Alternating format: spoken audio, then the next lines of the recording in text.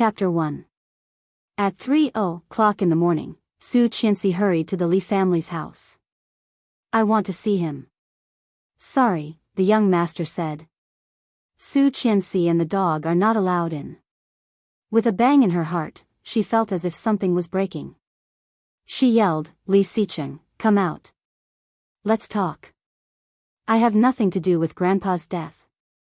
I was knocked out. When I woke up, Grandpa was already dead." The security guard stared at the scar on her face coldly without saying a word. "Forget it," said a soft voice. A woman who looked to be in her late 20s was standing behind the gate. "He will not see you. Grandpa just passed away, and he needs peace." It was her, Li Xicheng's acknowledged lover and once her best friend, Tang Menjing. As Li Xicheng's female companion for 5 years, in the eyes of the media and the public, Tang Menjing had become Mrs. Li in their hearts, and Su Qianxi was just a decoration. She walked down the stairs step by step. The security guard opened the gate because of her arrival. Seeing this, Su Qianxi hated Tang Menjing even more. "You two, go do something else. I want to talk to her alone." The two security guards looked at each other and quickly nodded. "I did not kill Grandpa." "I know." "Of course, you did not kill Grandpa." Tang Menjing smiled and walked outside. Soon, she came to the pond opposite the Tang family's house. There was a road in front of the Tang family's house. There was a pond on the other side of the road. There were no street lights on the other side, so it was extremely difficult for Tang Menjing to tell where she was. Hearing that, Su Qianxi felt something was wrong and hurried to follow her. "What do you mean?" "Of course, you did not kill Grandpa. You were knocked out by me. How could you have killed him?" Su Qianxi stared at her with her eyes wide open. "Was it you?" "Shoo." Tang Menjing put a finger on her lips and smiled proudly. "It was really you. You bitch, Grandpa was so nice to you. Why did you?" "Nice?" Tang Menjing sneered. "If it were not for that old man, I would be the one marrying Brother Xicheng instead of you. He watched me grow up, and he just doesn't like me. That old man should have died a long time ago. You're too scary. I'm going to tell them." Su Qianxi was about to leave, but Tang Menjing was not afraid and sneered, "Do you think they will believe it?" Su Qianxi stopped where she was. "Just like how you tried to explain that you did not drug Brother Xicheng. Who would believe you?" Su Qianxi suddenly turned around and looked at her incredulously. Tang Menjing enjoyed her expression. "Just like how you said you didn't set me on fire. Who would believe that?" "What do you mean, Tang Menjing?" Something flashed in Su Qianxi's mind. "It's you." "Yes, it's me." Tang Menjing sneered. "But so what? Do you remember when you came to my house? I almost died from gas poisoning. You said you didn't do anything. Who would believe that?" Later, Xicheng was kidnapped by a cult and almost burned to death in an abandoned warehouse. Everyone saw that I saved him, but you passed out at the scene. Who would believe that you didn't set the fire? Su Qianxi was caught off guard when the past was mentioned, and she subconsciously reached out to touch her face. She tried to push Li Xicheng out of the fire, but it was too late for her to escape. The fire destroyed half of her face and her entire life. She was the illegitimate daughter of the Su family. When she came back to the Su family at the age of 18, she knew that the man she was going to marry was called Li Xicheng. However, she did not know that he had a childhood sweetheart named Tang Menjing. Since she married him at the age of 20, she had been constantly compared to him. Tang Menjing was dignified and generous, while Su Qianxi was rude. Tang Menjing was kind and beautiful, while Su Qianxi was cruel. Tang Menjing had studied abroad and married Li Xicheng before she graduated from college. Su Qianxi had foolishly regarded Su Qianxi as her best friend from the age of 18 to 25, not knowing that everything she had was ruined by Su Qianxi. Everyone knew that she was the one who drugged Tang Menjing at the wedding to stimulate Tang Menjing. She was the one who set the fire that almost killed Tang Menjing. She deliberately fell down the stairs and miscarried the baby to frame Tang Menjing. It was almost ingrained that no one saw what she had done to deserve Li Xicheng. When she stayed up late to help Li Xicheng change the plan, they said she was pretentious. When she learned to cook to help Li Xicheng recover from his stomach disease, they said she was scheming. In order to fulfill Grandpa's wish of having a great-grandchild, she dropped out of school to take care of the baby. They said she was not ambitious. After the Su family went bankrupt, they said she was a snob. After the baby was miscarried, they said she had done too much and did not deserve to be pregnant. Even God wanted to take the baby away. Later, she gradually understood that whatever Tang Menjing did was right, and whatever she did was wrong. Until yesterday, when she woke up and found Grandpa dead on the stairs on the first floor. When she looked down from the second floor, the police broke in, and Su Qianxi became the murderer. You bitch. Bitch. Why? Why did you do this to me? Su Qianxi lunged at Tang Menjing. Tang Menjing had learned martial arts. She caught Su Qianxi and pushed her into the pond. Choking on the water, Su Qianxi struggled. Help, gulp, gulp. Chapter 2. The storm faded, and everything was calm again. Su Qianxi's consciousness came back bit by bit, and she clearly felt the pain in her body. There was no part of her body that was not sore and painful. Her eyelashes fluttered, and her eyes suddenly opened. Exquisite wood carvings in ancient Chinese style were hanging on the ceiling. This was the old house of the Li family. Su Qianxi sat up abruptly, but the soreness in her body made her gasp. Sitting there, Su Qianxi found that she was actually naked. On her chest and collarbone, there were blue and purple marks scattered, looking a bit scary. Looking sideways, she saw someone was lying next to her. She gasped and subconsciously pulled the quilt to cover herself, shrinking to the side. The man in front of her was extremely handsome. His thick eyebrows slightly frowned, and he quickly opened his eyes.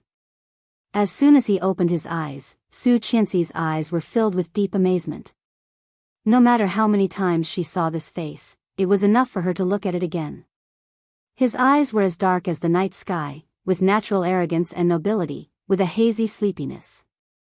However, the moment he saw Su Qianxi, his eyes burst out as sharp as an eagle's. At this moment, he looked only 25 or 26 years old. Su Qianxi was a bit dazed. Suddenly, her arm was grabbed. His face quickly approached, and he growled, Su Qianxi, how dare you drug me? This seemed to be a familiar scene. When she was set up by Tang Menjing to sleep with Li Xicheng, the next day when she woke up, he said the same thing. Looking at him blankly, she quickly said, I will leave. Don't worry. After the divorce, he arranged a large amount of alimony and a house for her. If Tang Menjing had not killed Grandpa in her house, she would not have appeared here. Although she was saved from the water, she did not think that he would want to see her. It must be another evil plan by Tang Menjing. Little did she know how much impact her words had on him. Leave? The woman who had tried so hard to sleep with him wanted to leave after drugging him and sleeping with him? Gazing at the woman, he found that she was not joking at all. There was no trace of her usual arrogance, rebelliousness, and unruliness. Her expression was calm and indifferent, like a person who had experienced despair, and all that was left of her was sorrow. Staring at her for a long while, he sneered and grabbed her hand. What are you playing at now? First, you drugged me, and now, you're playing hard to get? His voice was very pleasant to listen to, deep and mellow like a cello, but every word that came out of his mouth was filled with dense malice. The woman in front of him had skin whiter than snow, so fair and delicate that not a single pore could be seen. She had a pair of big, black grape-like eyes that were slightly panicked and dazed. She was looking at him like a frightened deer, not knowing what to do. I didn't. Let go of me. She wanted to pull her hand away but found that he was too strong. While he was struggling, the quilt in front of him slid down. He looked down and suddenly felt like thousands of ants were crawling over him, making him very uncomfortable. Damn it. He tried to force himself to look away. Su Qianxi blushed and quickly pulled the quilt over to cover herself. Although she had been married to him for 5 years, she had only had sex with him once. That time, she had only succeeded because Tang Menjing had drugged her. Since then, he had regarded her as a virus. He did not even want to sleep in the same room with her, let alone touch her. At this moment, they were naked, and Su Qianxi's face was as red as blood. "Let go of me, Li Xicheng. You can even eat an ugly girl like me. Did Tang Menjing not satisfy you?" Su Qianxi was angry. "Tang Menjing? So, you still know that you are ugly." Li Xicheng sneered and looked at her panicked eyes. Under her fair nose, her lips were slightly open, moist and full. It was easy to think of one word, suitable for kissing. Swallowing hard, he stared at her lips, and his eyes became deep and mysterious. Su Qianxi suddenly felt humiliated. If it were not for Tang Menjing, she would not have been disfigured. "Let go of me." Su Qianxi moved, and Li Xicheng could not help hissing. "Don't move." He growled. "Ha." Su Qianxi sneered. "You want a woman? Go to Tang Menjing. You want an ugly girl like me? Li Xicheng, aren't you a bit too hardcore?" Saying that, she felt sad and her eyes became red. For so many years, she had been compared to Tang Menjing in every way. She was not as good as Tang Menjing in every way. Tang Menjing was a fairy, and she was dust on the ground. This feeling was absolutely not good. Li Xicheng's eyes became darker. Holding her hand, he pressed her under him. "You want me to go to Tang Menjing for everything? Then why do I need you as my legal wife?" Su Qianxi was dazed and suddenly widened her eyes. "Legal wife?" Seeing her expression, Li Xicheng sneered cruelly. "The old man asked me to get that marriage certificate for you. Didn't he want me to have sex with you? He tried so hard to drug me, and then he played this trick on me?" "Huh? I did not." Su Qianxi was angry. Chapter 3. The storm faded, and everything was calm again. Su Qianxi's consciousness came back bit by bit, and she clearly felt the pain in her body. There was no part of her body that was not sore and painful. Her eyelashes fluttered, and her eyes suddenly opened. Exquisite wood carvings in ancient Chinese style were hanging on the ceiling. This was the old house of the Li family. Su Qianxi sat up abruptly, but the soreness in her body made her gasp. Sitting there, Su Qianxi found that she was actually naked. On her chest and collarbone, there were blue and purple marks scattered, looking a bit scary. Looking sideways, she saw someone was lying next to her. She gasped and subconsciously pulled the quilt to cover herself, shrinking to the side. The man in front of her was extremely handsome. His thick eyebrows slightly frowned, and he quickly opened his eyes. As soon as he opened his eyes, Su Qianxi's eyes were filled with deep amazement. No matter how many times she saw this face, it was enough for her to look at it again. His eyes were as dark as the night sky, with natural arrogance and nobility, with a hazy sleepiness. However, the moment he saw Su Qianxi, his eyes burst out as sharp as an eagle's. At this moment, he looked only 25 or 26 years old. Su Qianxi was a bit dazed. Suddenly, her arm was grabbed. His face quickly approached, and he growled, "Su Qianxi, how dare you drug me?" This seemed to be a familiar scene.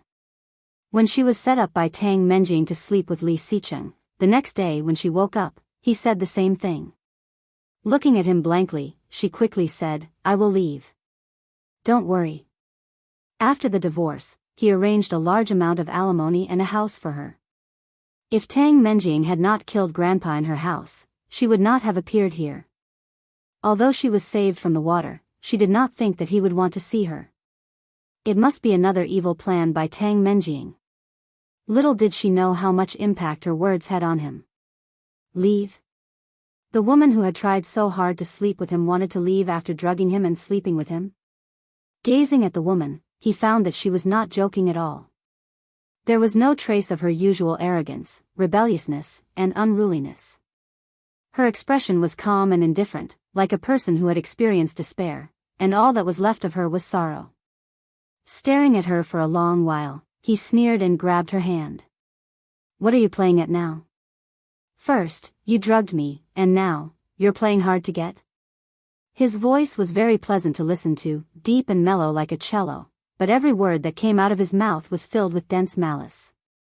The woman in front of him had skin whiter than snow, so fair and delicate that not a single pore could be seen. She had a pair of big, black grape-like eyes that were slightly panicked and dazed. She was looking at him like a frightened deer, not knowing what to do. "I didn't. Let go of me." She wanted to pull her hand away but found that he was too strong. While he was struggling, the quilt in front of him slid down. He looked down and suddenly felt like thousands of ants were crawling over him, making him very uncomfortable. Damn it. He tried to force himself to look away. She blushed and quickly pulled the quilt over to cover herself. Although she had been married to him for 5 years, she had only had sex with him once. That time, she had only succeeded because Tang Menjing had drugged her. Since then, he had regarded her as a virus. He did not even want to sleep in the same room with her, let alone touch her. At this moment, they were naked, and Su Qianxi's face was as red as blood. "Let go of me, Li Xicheng. You can even eat an ugly girl like me. Did Tang Menjing not satisfy you?" She was angry. "Tang Menjing? So, you still know that you are ugly." Li Xicheng sneered and looked at her panicked eyes. Under her fair nose, her lips were slightly open, moist and full. It was easy to think of one word, suitable for kissing. Swallowing hard, he stared at her lips, and his eyes became deep and mysterious. Su Qianxi suddenly felt humiliated. If it were not for Tang Menjing, she would not have been disfigured. "Let go of me." She moved her body, and Li Xicheng could not help hissing. "Don't move." He growled. "Ha." Su Qianxi sneered. "You want a woman? Go to Tang Menjing. You want an ugly girl like me? Li Xicheng, aren't you a bit too hardcore?" Saying that, she felt sad and her eyes became red. For so many years, she had been compared to Tang Menjing in every way. She was not as good as Tang Menjing in every way. Tang Menjing was a fairy, and she was dust on the ground. This feeling was absolutely not good. Li Xicheng's eyes became darker. Holding her hand, he said, "You want me to go to Tang Menjing for everything. Then why do I want you as my legal wife?" Su Qianxi was dazed and suddenly widened her eyes. "Legal wife?" Seeing her expression, Li Xicheng sneered cruelly. "The old man asked me to get that marriage certificate for you. Didn't he want me to have sex with you? He tried so hard to drug me, and then he played this trick on me?" "Huh? I did not." Su Qianxi was angry. Li Xicheng did not seem to hear it. Holding her chin with his big hand, he asked, "Do you know what a legal wife is?" Su Qianxi stared at him and did not speak. "A legitimate tool." Lifting her chin, he kissed her. Su Qianxi's eyes widened and she struggled desperately. A legitimate tool? She struggled even harder, turned her head away, and yelled, "Li Xicheng, we are divorced. You are raping me." Li Xicheng paused slightly. His dark eyes flashed with doubt, and his eyebrows furrowed. Divorce? They had only been married for 3 days, and this woman was already thinking about divorce? What was she playing at? "Let go of me." Su Qianxi did not notice his reaction. Struggling with all her strength, she sobbed and roared, "So dirty. Don't touch me. Don't touch me." His mouth and his body had been with Tang Menjing countless times. The man who had touched that woman was so dirty, so dirty. Outside the room, there was a knock on the door. "Brother Xicheng, are you up?" It was her, Tang Menjing. He calmed himself down and looked at the door. Su Qianxi took the opportunity and pushed him to the side of the bed. She rolled off the bed with the quilt wrapped around her body.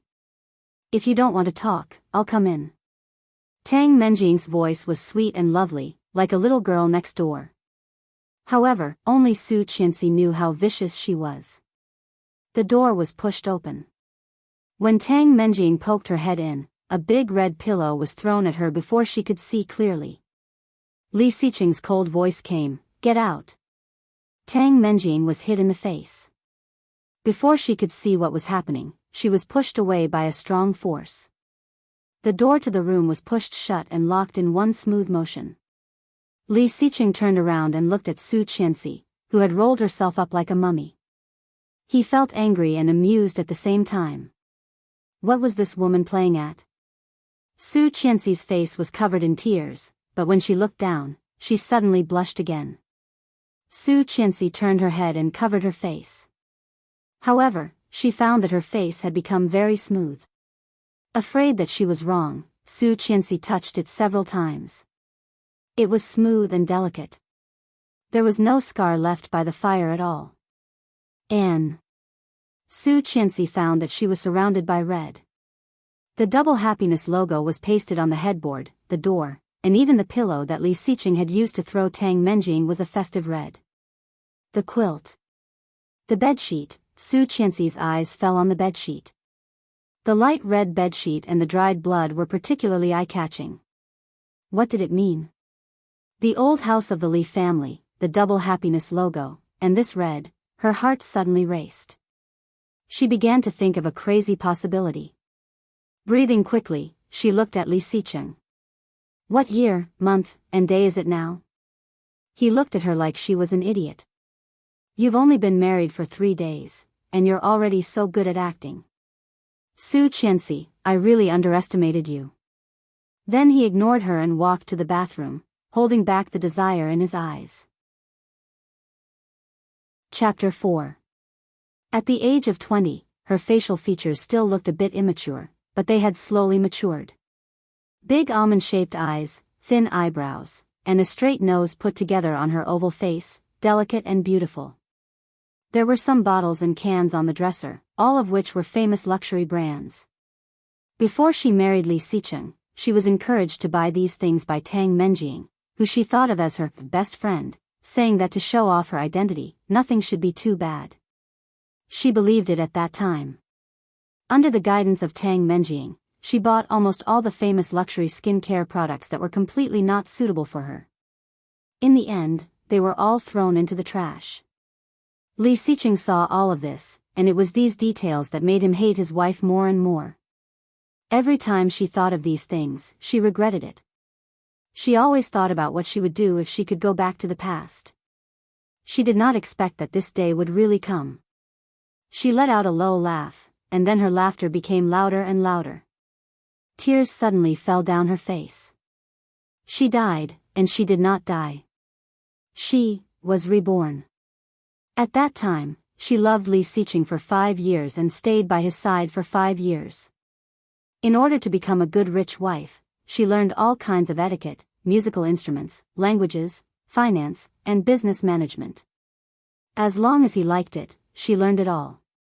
However, although she was good enough to be a good wife, she did not get any recognition, only endless comparison and contempt. She had lived for Li Xiqing in her previous life. Now that she could do it again, she must live well for herself. Knock, knock. Someone knocked on the door, interrupting her thoughts. Who is it? There was silence at the door. No answer was the best answer. She already knew the answer. Not in a hurry to open the door, she opened the closet and saw a full closet of luxury goods. Tang Menjing helped her choose them. Each of them was expensive, but none of them matched her current age and temperament. After frowning for a long time, she still chose her old clothes. This was just an ordinary brand of clothing. Although it did not quite match her identity, it was very suitable for her age and temperament. She climbed to the top and took off her underwear.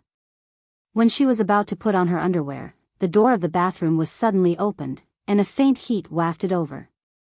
Startled, she subconsciously covered her chest and turned her back to him.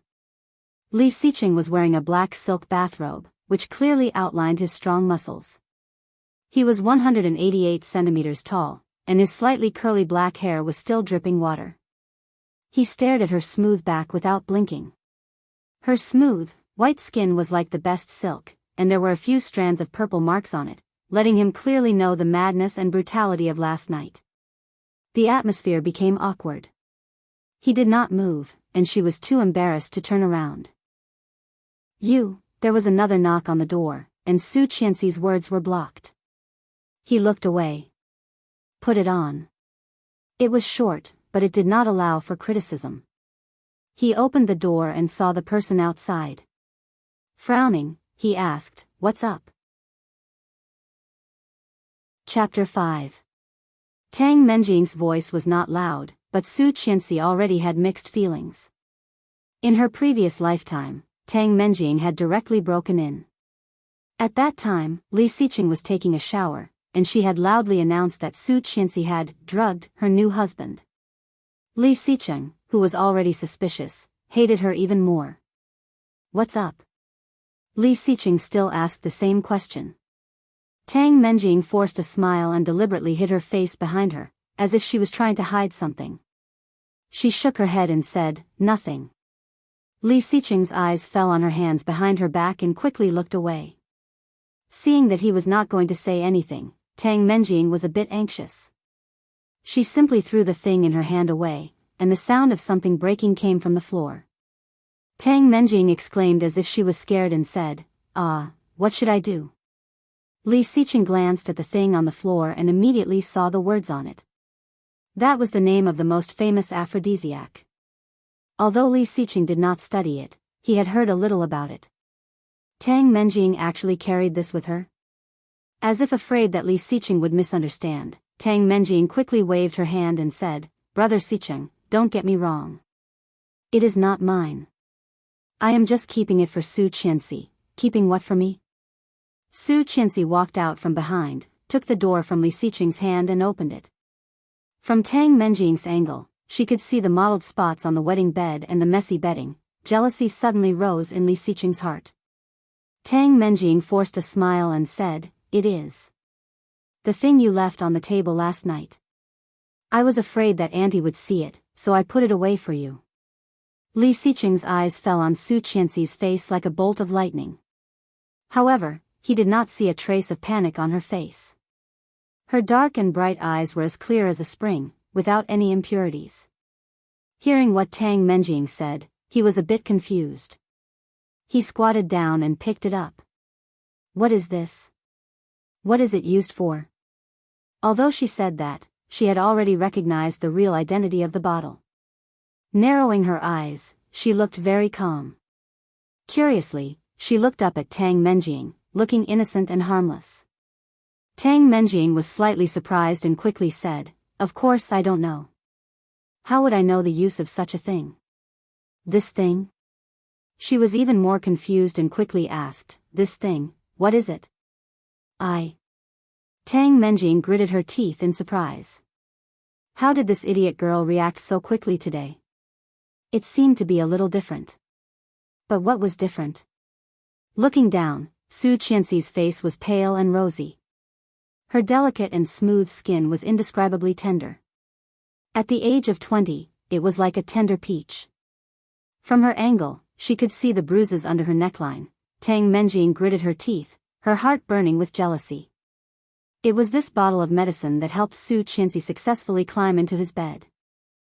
However, her goal was not just to get Su Qianxi into his bed, but to make him hate her and hate her. Chapter 6. Did I pour a drink last night? Su Qianxi asked. You gave me those 2 drinks, didn't you? Tang Menjing's heart almost jumped out of her throat, looking at Su Qianxi in surprise. When did this woman become so smart? Not only did she not fall into the trap that she had set up, but she had also led her into the pit after many turns. Cold sweat dripped from her forehead. Looking down, Tang Menjing easily saw the mark on her collar. Gritting her teeth, she insisted, "You asked me to pour it, didn't you?" Su Qianxi, I thought you were a good friend. Why did you? Li Xiqing's eyes were as sharp as an eagle's, staring at Su Qianxi. Feeling a chill, Su Qianxi already had an answer. One was his childhood sweetheart, and the other was his wife who had only been with him for 3 days. Who should he believe? The answer was self-evident. Feeling extremely reluctant, Su Qianxi stood up from the ground, looked at Li Xiqing's sharp eyes, and asked, "What about me?" "You, on the other hand, knocking on the door of a newlywed couple early in the morning. If I didn't know better, I would have thought that you were up to no good." Tang Menjing's face paled. Was this Su Qianxi still the same Su Qianxi? How come she had changed so much in just a few days? He had become calm, mature, and smarter. Li Xiqing quickly changed the topic and focused on Tang Menjing. With such IQ and EQ, she was completely different from the unruly girl in Su Qianxi's memory. Was it her illusion? No, impossible. This idiot girl was definitely afraid. After all, if Li Xiqing thought that she had drugged Su Qianxi, there would be no chance for her to make a comeback. Everyone had a bottom line, and Li Xiqing's was unpredictable. However, any kind of scheme would trigger his lightning point. No matter how big or small it was. Blinking, Tang Menjing looked aggrieved. How could I be up to no good? Su Qianxi, what do you mean by that? That's so hurtful. As she said that, her eyes turned red, and her tears fell like soybeans. I was just angry. You can tell me if I made you unhappy. She looked at Li Xiqing and said, "Brother Xiqing, I'm sorry. I thought that even if you married another woman, we could still be like before, but I didn't expect." Su Qianxi's heart sank. Tang Menjing. These few words sounded like an explanation, but in fact, he was avoiding the important and putting all the blame on Su Qianxi. Sniffing, Tang Menjing squatted down in a hurry. I accidentally broke this bottle. It would be bad if the elders saw it. I will take it away immediately. The more she said this, the more it seemed that she had been wronged. When Tang Menjing was about to pick it up, a cold voice came from above, "Get up." She looked pitifully, and Li Xiqing, Su Qianxi. She picked up the glass. Li Xiqing pulled Tang Menjing up, looked at Su Qianxi, and said, "Clean it up." "It's okay, brother Xiqing." Tang Menjing looked pitiful with her watery eyes. Chapter 7. However, Li Xiqing did not look at Tang Menjing. He quickly looked away and said coldly, "You go first. After all, this is a wedding room." Although his attitude was still cold, it was much better than when he was with Su Qianxi. Tang Menjing was pleasantly surprised. Was he thinking of her and helping her get out of it? Her heart felt like it was covered with honey. She just said, "Okay," and turned around, looking back several times as she walked away. Li Xiqing's curly short hair was still dripping water. He squinted at Su Qianxi, his eyes cold and mysterious without any emotion. Soon, he turned around and went back to the room.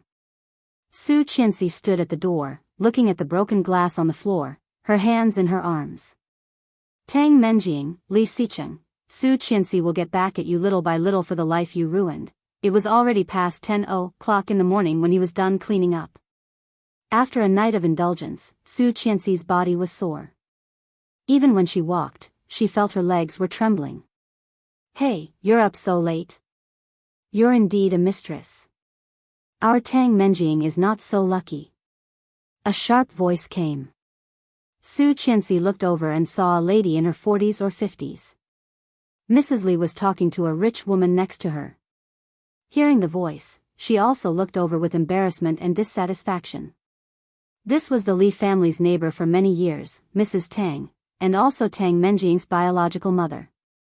She had thought that the Tang family and the Li family were going to be married, but Su Qianxi suddenly appeared out of nowhere. It was normal for Mrs. Tang to be angry. In her previous lifetime, it was this sentence from Mrs. Tang that brought her a lot of trouble. At that time, Su Qianxi considered herself the mistress of the Li family and had a bad temper. When Mrs. Tang said something so obviously against her, Su Qianxi was immediately angered and immediately replied, "This is my home. Why do you care so much?" That was exactly what Mrs. Tang wanted. Then, all the rich women started to criticize her, and her reputation became worse and worse. Since then, all the rich women knew that the Li family had married a lazy daughter-in-law who did not know any manners, which ruined half of the good reputation of the Li family. It was precisely this incident that started the nightmare of endless comparison between her and Tang Menjing. But now, of course, she would not repeat the same mistake. Hearing this, she lowered her head slightly and said shyly in a low voice, "Slept a little late last night. I was too tired, so..." Seeing Su Qianxi like this, the ladies sitting on the sofa waiting to see Li Xiqing's daughter-in-law all had ambiguous smiles on their faces. Today was not only the third day of her marriage with Li Xiqing, but also Li Xiqing's mother's birthday. Mrs. Li's birthday was very grand every year. It was only early in the morning, and the people who came were all Mrs. Li's close friends and neighbors. They were very interested in this daughter-in-law of the Li family. "Oh my, is this your wife? She's so beautiful." "That's right. When she said she's from the Su family, I thought, yeah, I didn't expect her to be Elder Su's granddaughter. She really looks like her mother." Chapter 8. She had been an orphan since she was a child. Except for her name, she had nothing else. It was not until her uncle brought her home at the age of 18 that she learned that she was the granddaughter of a famous family in Kingstown. The daughter of the Su family, Su Han, was pregnant out of wedlock and disappeared 18 years ago. No one knew if she was dead or alive. Hearing that, Mrs. Li did not look too happy. She glanced at Su Qianxi coldly.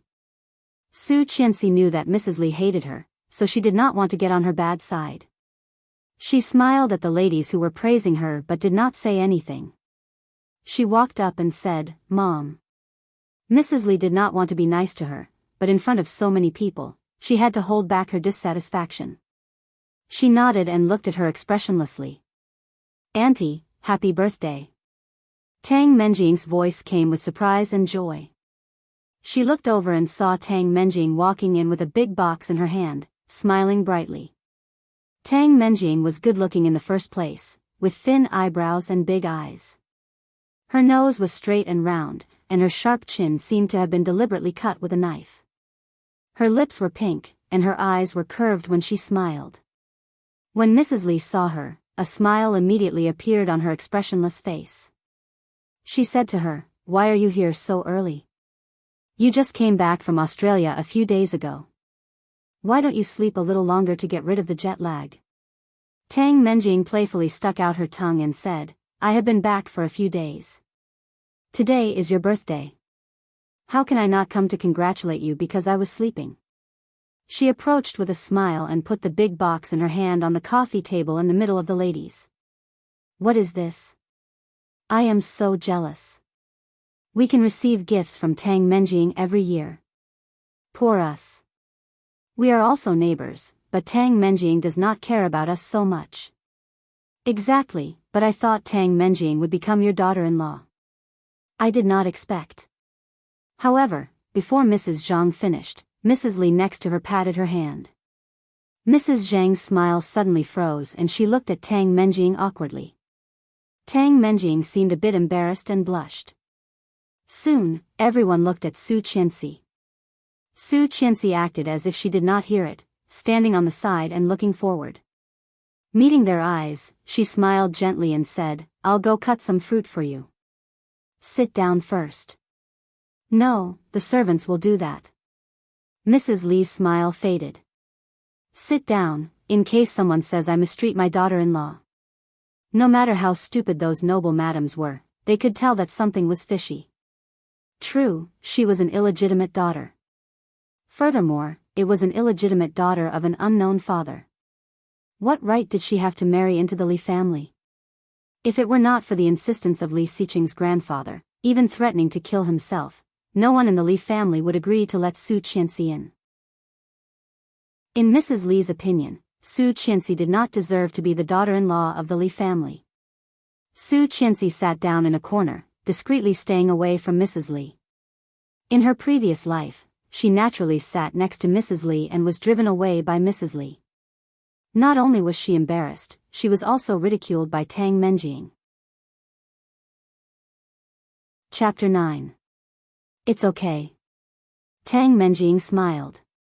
I like to prepare gifts for Auntie. Open it and have a look. Mrs. Li did not refuse.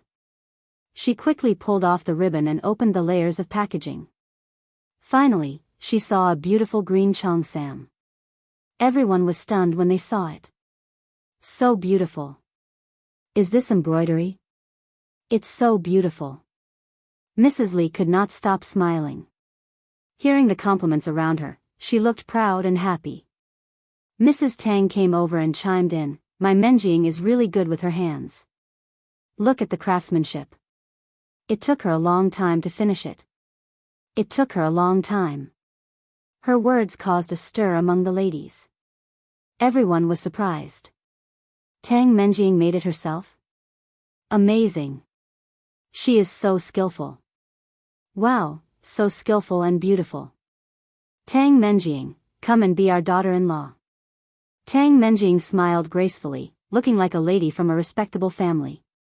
She accepted all the compliments without being stingy at all. Mrs. Li sighed in her heart. What a sin. If only Tang Menjing was her daughter-in-law. Why did she marry such a woman?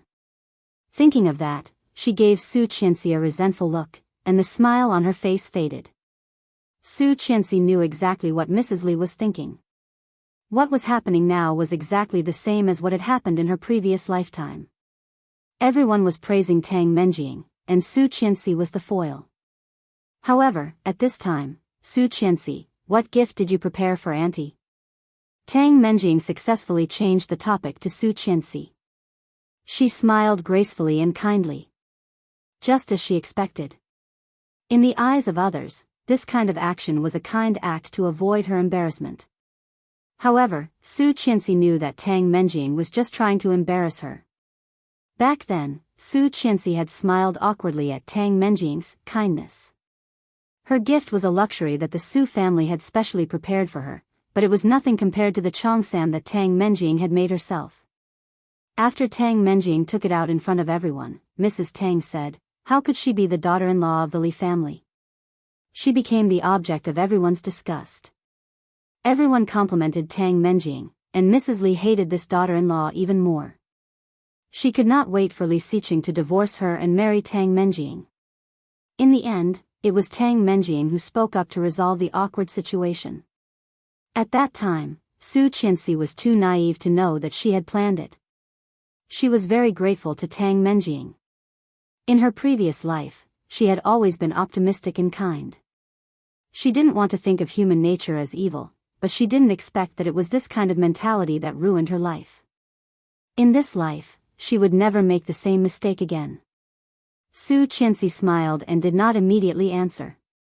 Instead, she looked at the green cheongsam in Mrs. Li's hand and asked in surprise, Menjing, did you become the disciple of Kingstown Cheongsam? Chapter 10. Su Qianxi looked even more puzzled. But I think this embroidery style is indeed the technique of the old Kingstown Cheongsam master. Look, there is a little curve where the needle ends. This is the unique technique of Mr. AI.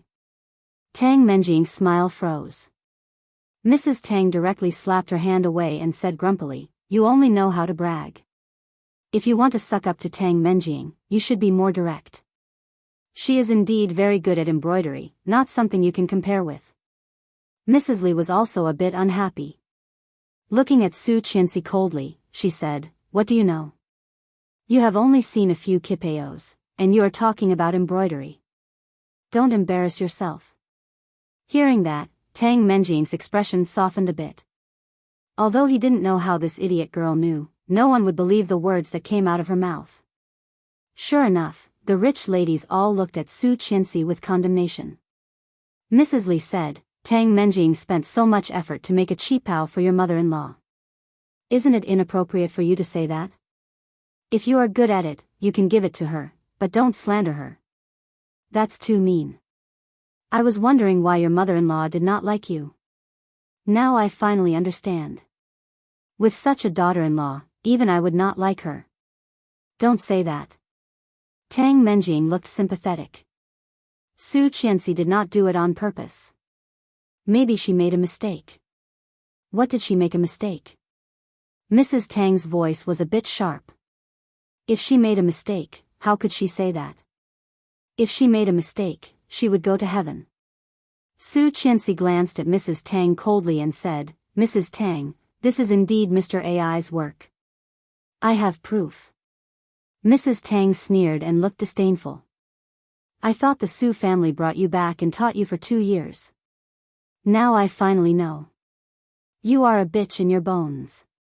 No matter how much you are taught, you will never make a difference. That was sarcastic and mean.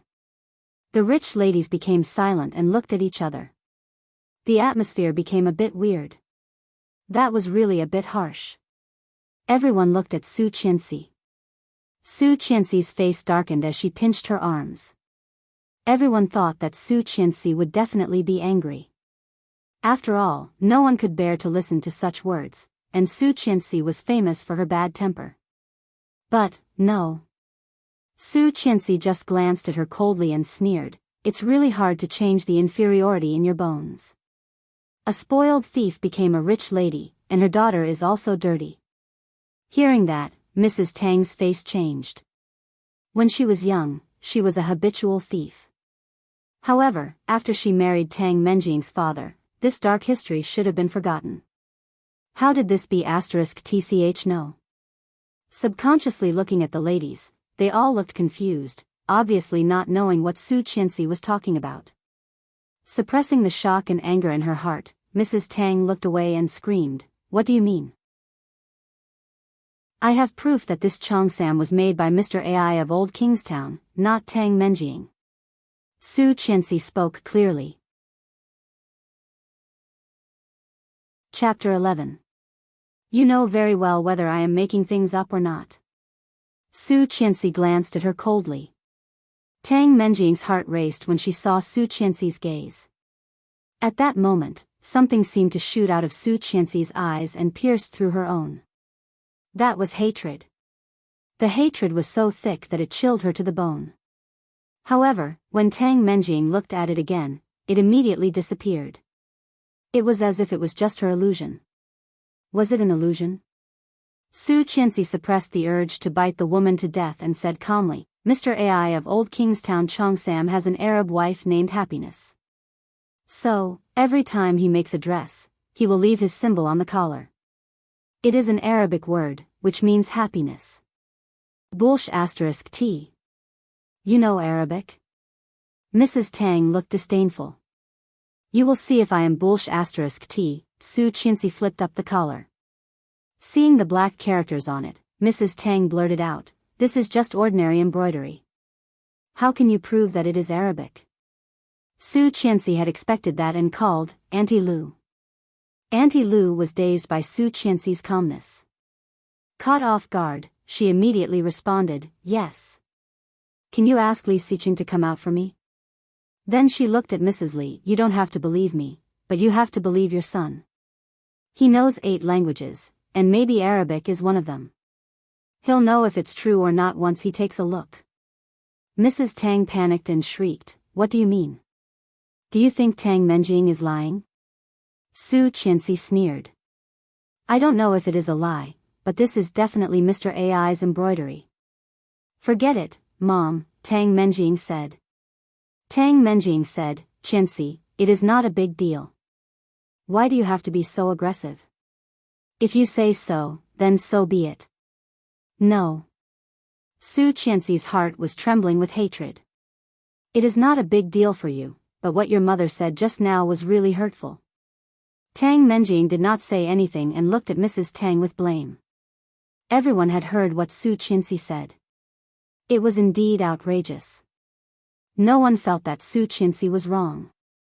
Even Mrs. Li was a bit angry. No matter how much she disliked Su Qianxi, she was her daughter-in-law. She felt embarrassed. If it is proven that I am right, Mrs. Tang, you have to apologize to me, Su Qianxi said. Mrs. Tang looked displeased. Why? You don't dare. You're afraid that I'll expose your lies, right? Mrs. Tang's face darkened. If she insisted on not letting Aunt Lu call Li Xiqing, wouldn't she be admitting that she was lying? In this way, not only her reputation, but also the Tang family and Tang Menjing's reputation would be ruined.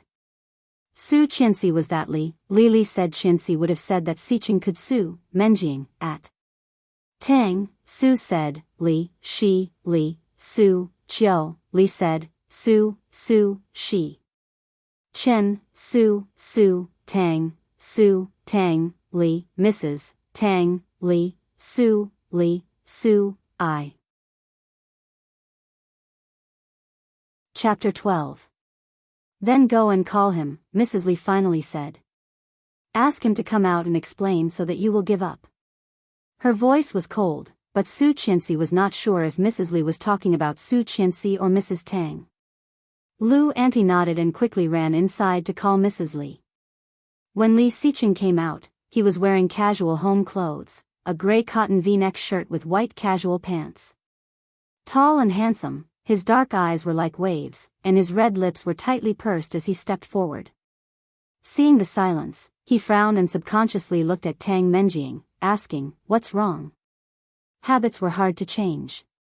The first person he saw was never Su Qianxi, but Tang Menjing. Su Qianxi felt sad, but she quickly suppressed it. Tang Menjing looked aggrieved and wanted to say something. However, before she could, Mrs. Li waved at her and said, "Xiqing, come here. Look at this embroidery and see what it is." Li Xiqing looked away and casually walked over. He glanced at Su Qianxi and saw the resentful and aggrieved face, delicate and pretty. Although not as stunning as Tang Menjing, it was very attractive. His gaze paused for a second and quickly fell on the collar in front of him. "Tell me, is this Arabic?" Li Xiqing nodded. "Yes, it means happiness in Arabic." As soon as he said that, Su Qianxi's eyes suddenly became red, and she felt wronged and sad. And Mrs. Tang's face was pale. The ladies looked at each other, feeling sorry for Su Qianxi and sympathetic, while looking at Mrs. Tang and Tang Menjing with a more complicated look. "What's wrong?" Li Xiqing still did not know what had happened. Seeing Su Qianxi's eyes were red, he frowned. Su Qianxi felt his gaze and looked up. In an instant, their eyes met. Li Xiqing's eyes were always cold and unfathomable. She had never seen a person's eyes so cold. It seemed that even if a mountain collapsed in front of him, he would not be moved. No matter what she did, he was always indifferent and mysterious. It was also this pair of eyes that caused her to sink into depravity for a lifetime and suffer for a lifetime. However, it would never happen again. It would never happen again. She would never love him again. Absolutely not in this life. Su Qianxi avoided his slightly inquisitive gaze and looked at Mrs. Tang. "Mrs. Tang, shouldn't you apologize?" Mrs. Tang did not look good, but Tang Menjing, who was standing behind her, stepped forward and said to Mrs. Tang, "I'm sorry, Mom. I lied to you." As soon as this apology fell, the ladies all exclaimed in disbelief and looked at each other in dismay. Mrs. Li was also shocked, finding it hard to believe that she would do such a thing. Chapter 13. That explains a lot. A lady who was close to Mrs. Tang said, "Mrs. Tang is not in good health, and Tang Menjing is just being filial and does not want to disappoint her." Tang Menjing lowered her head guiltily, turned around, and bowed sincerely. "Sorry, I did not explain in time. It was not on purpose. I was going to explain to you later. I did not expect Su Qianxi to be so serious, that's right. How petty of you to hold on to such a small matter." Mrs. Tang said, "The Su family did not teach you well either. She is just an illegitimate daughter of the Su family. I really do not know what Captain Li is thinking. In her opinion, Tang Menjing should be the one to marry into the Li family." Mrs. Li did not look too happy. After all, Tang Menjing was her daughter-in-law. No matter how much she disliked Tang Menjing, she was still humiliated. "What do I think? It seems that my niece-in-law really wants to know," an old voice chimed in, full of energy. Everyone was shocked and turned their heads to take a look. Captain Li, Dad, the person who came in was an old man who had already entered his 60s. However, he was still strong despite his age. His back was straight, and his every movement revealed the heroic bearing of a frontier soldier. This was one of the people that Su Qianxi respected the most, the leader of the Li family and the person with the highest status in the family, Captain Li. Seeing the old man, Su Qianxi couldn't help straightening her back, which was the result of years of habit. She did not know that in Li Xiqing's eyes, her habitual movement made his already deep eyes even darker. Hearing the voice of Captain Li, Mrs. Tang's chubby face paled, and then she quickly explained, "No, Captain Li, I just said it casually. Don't take it to heart. How would I know what you think?" Su Qianxi sneered inwardly. When he was facing her just now, he was so arrogant that his tail was about to stick up, but when he was facing his grandfather, he was so timid. The difference was really not a little big. With just a few casual words, you're able to criticize the granddaughter-in-law that I personally selected. If I didn't know better, I would have thought that you came to my Li family to declare war on me, Li Sun. His voice was neither soft nor heavy, but it was full of authority. Mrs. Tang was startled by such a compliment. When she was about to explain, she was stopped by a pair of hands. Tang Menjing held her mother's hand and looked at Captain Li. "Grandpa Li, long time no see." Captain Li glanced at her and nodded. His eyes fell on Su Qianxi, and a happy smile appeared on his old face. He waved at her and said, "Qianqian, come to Grandpa." Qianqian, she had not heard such a term of endearment for a long time. Since she was framed as an arsonist by Tang Menjing, Grandpa had not called her that. At the very least, it should have been 2 years. Su Qianxi's eyes were slightly wet. She stepped forward and stood beside him, calling, "Grandpa." "Good girl." Captain Li smiled so much that the wrinkles on his face were all folded. He was so kind that it was hard to associate him with the old captain. "Did you sleep well? Are you used to living in the old house?" Chapter 14. You will get used to it. In this family, I don't think anyone bullies you, right? No. Everyone in the family is very nice to me. No one bullies me. Su Qianxi was very sensible. Captain Li nodded with satisfaction and said with a smile, "That's good. If anyone bullies you, you must tell Grandpa. Not only in the family, but also outside the family." Everyone at the scene was smart, so they naturally understood that there was a hidden meaning in Captain Li's words. Mrs. Tang's face became paler, standing on the side, not daring to speak. Tang Menjing smiled and walked up to Captain Li. "Grandpa, you are right. Brother Xiqing is at home. Even outside, I will be there. You can rest assured." Captain Li heard that, glanced at her, sneered, and said, "It is good that you can think that way." Tang Menjing smiled and was about to say something, when Captain Li suddenly turned his head and looked at Li Xiqing, who had been silent. "Xiqing."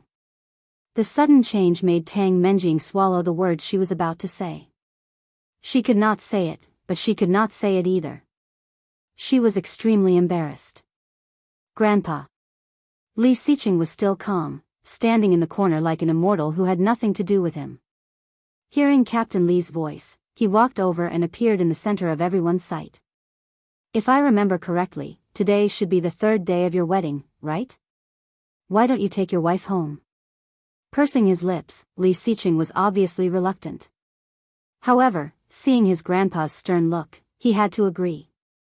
"Yes, I am." "Humph, I know you well." Captain Li patted him on the shoulder. "Don't embarrass the Li family." "Okay." Li Xiqing put his hands in his pockets, squinted at Su Qianxi, and slowly walked into the room. The ladies all looked at each other. Everyone could tell that Captain Li was protective of Su Qianxi and did not like Tang Menjing. Captain Li had embarrassed Mrs. Tang and Tang Menjing in public, but he had supported the illegitimate daughter of the Su family. If this got out, everyone would have to respect Su Qianxi, not to mention bullying her. After all, Li Sun's reputation was much more useful than the Li family's. "Today is your mother's birthday.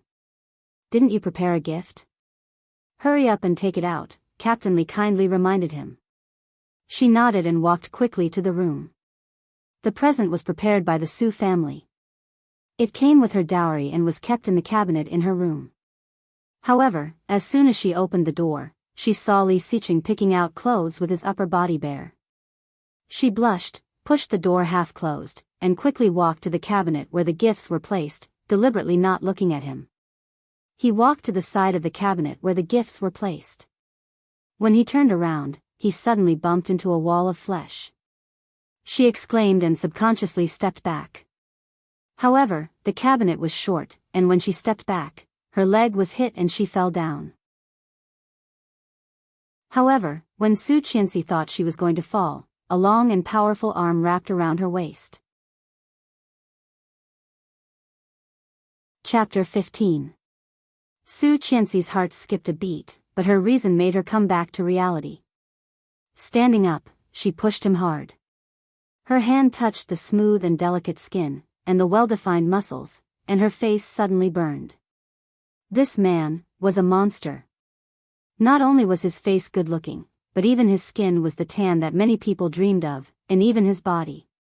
Thinking of the magnificent thing in her mind, Su Qianxi couldn't help but twist uncomfortably, shaking her head hard, trying to get rid of the dirty thoughts. Quickly looking away, she looked up and saw his deep eyes.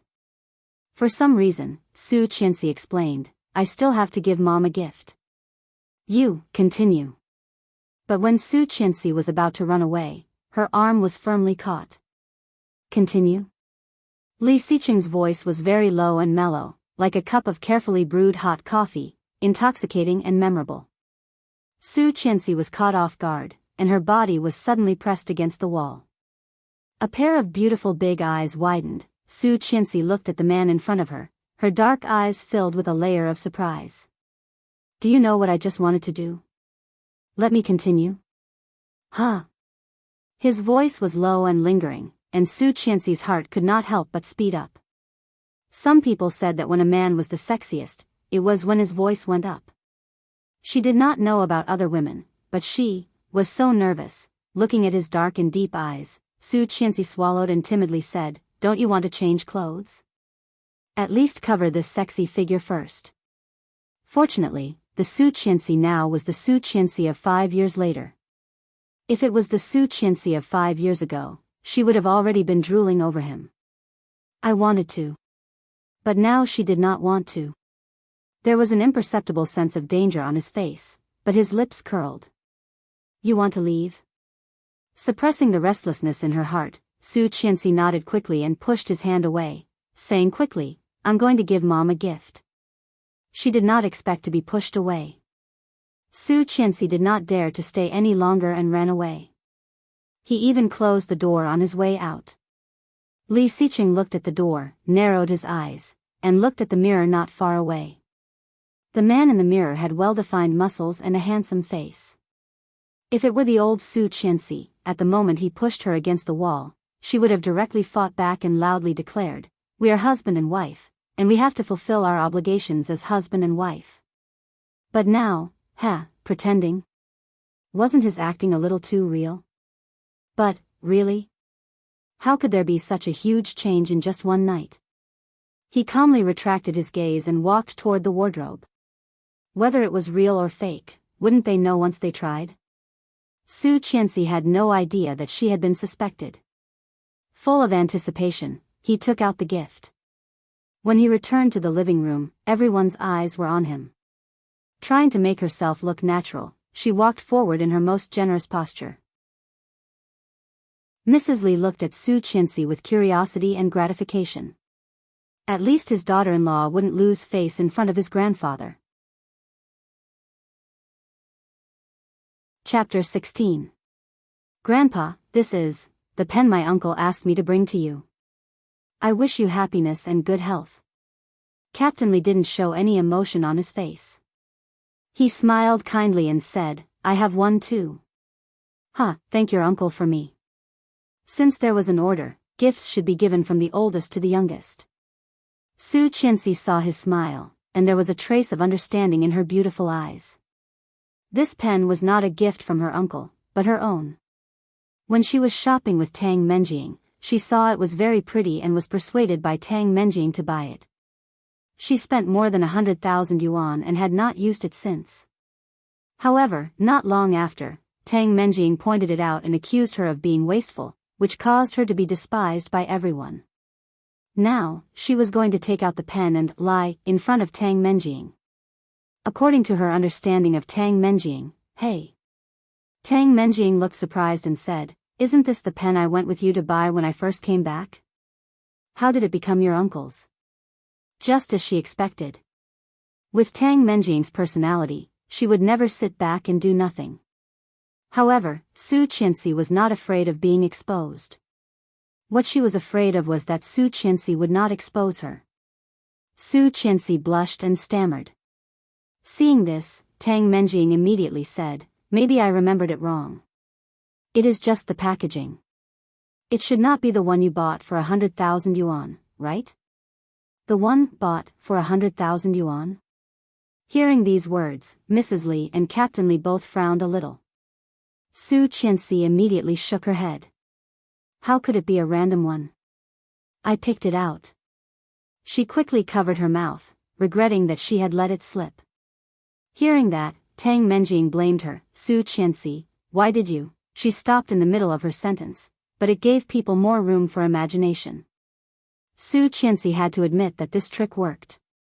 However, this was exactly what she wanted. Su Qianxi looked nervous and whispered, "I." Captain Li looked at Su Qianxi and began to take the pen apart. The pitch-black fountain pen felt cold and heavy in his hand. The pen head and the pen holder were inlaid with a little diamond, but it looked very elegant and low-key. Captain Li smiled happily. "You have a good eye. Did you choose this?" Su Qianxi nodded with a blush and said, "This design looks ordinary, but in fact, it is very exquisite, low-key and luxurious. I think it suits Grandpa very well, so he flattered Captain Li without batting an eyelid, and 2 more wrinkles appeared on his face. "It's just a gift. Why did you use your uncle's name? You lied in front of so many people. If I didn't know better, I would think that the Li family's daughter-in-law lacks discipline." Mrs. Tang looked disgusted. "Because I know that Grandpa is a very thrifty person. If he knew that I spent so much money on a pen for him, Grandpa would not be happy. So I simply pushed it to Uncle. Anyway, he would not know." She playfully stuck out her tongue and timidly looked up at Captain Li. "Grandpa, you won't be angry, right?" Chapter 17. Captain Li's words reminded all the ladies of the Qipao incident. They all looked at Tang Menjing with a strange look. Tang Menjing clenched her fists and smiled. However, it was a bit forced. As if he had said that carelessly, Captain Li pretended to be displeased and said with a straight face, "Don't do it again. I will accept it this time, but don't cheat your uncle in the future." "Okay." Su Qianxi nodded and happened to see a tall and handsome figure walking out of the room. The first thing Li Xiqing saw when he walked out was her beautiful smile. Her slightly immature face was smiling like a flower, as if there was a layer of faint halo around her. Beautiful. That was what Li Xiqing was thinking at the moment. He looked away and walked away. "Let's go." As he said that, he was already walking toward the door. Cold. So cold that it was not like he was facing his new wife. Tang Menjing let out a sigh of relief and felt a bit proud. She looked at Su Qianxi with a bit of provocation. She thought the plan last night was flawless. She just needed to add fuel to the fire, and Su Qianxi would no longer be able to stand straight in front of Li Xiqing. At that time, no matter how much this idiot girl tried to please the old man, it would all be in vain. After all, she was married to Li Xiqing, not Li Sun. Tang Menjing would be the second wife of the Li family sooner or later. Seeing Li Xiqing like this, Captain Li sighed inwardly. It seemed that it would take some time for them to get to know each other better. Su Qianxi was already used to it. She looked at Mrs. Li apologetically and said, "Mom, I'm sorry. Your gift, go." Mrs. Li had a smile on her face. She had changed a lot about Su Qianxi. It seemed that this daughter-in-law was not as bad as she had imagined. Li Xiqing did not take the driver with him. He drove straight to the door and found that Su Qianxi was already waiting for him. Glancing at her, Li Xiqing opened the door and got in. He did not say a word during the whole process. Knowing that he hated her, she did not say anything. In her previous lifetime, she could not hold back her anger because of Tang Menjing in the old house of the Li family. Captain Li did not even go into the hall, so Su Qianxi did not know that Captain Li knew everything. Thinking about it, it should be because of that incident that Captain Li did not ask Li Xiqing to go home with him. In the end, Su Qianxi called the Su family and remembered that she was supposed to go home that day. Because of this incident, her status in the Su family plummeted. Because of this, her grandfather regretted marrying the wrong granddaughter. Because of this, her uncle and aunt oppressed her crazily. Her life was getting worse day by day. After driving for about 10 minutes, she was surprised to find that he did not go directly to the Su family, but slowly stopped on a busy street. Get out of the car. Li Xiqing was expressionless. Su Qianxi pursed her lips, a little disappointed with this result, but also expected. Even if it was his grandfather's order, he didn't really need to follow it, right? As long as he could deal with his grandfather, everything would be fine.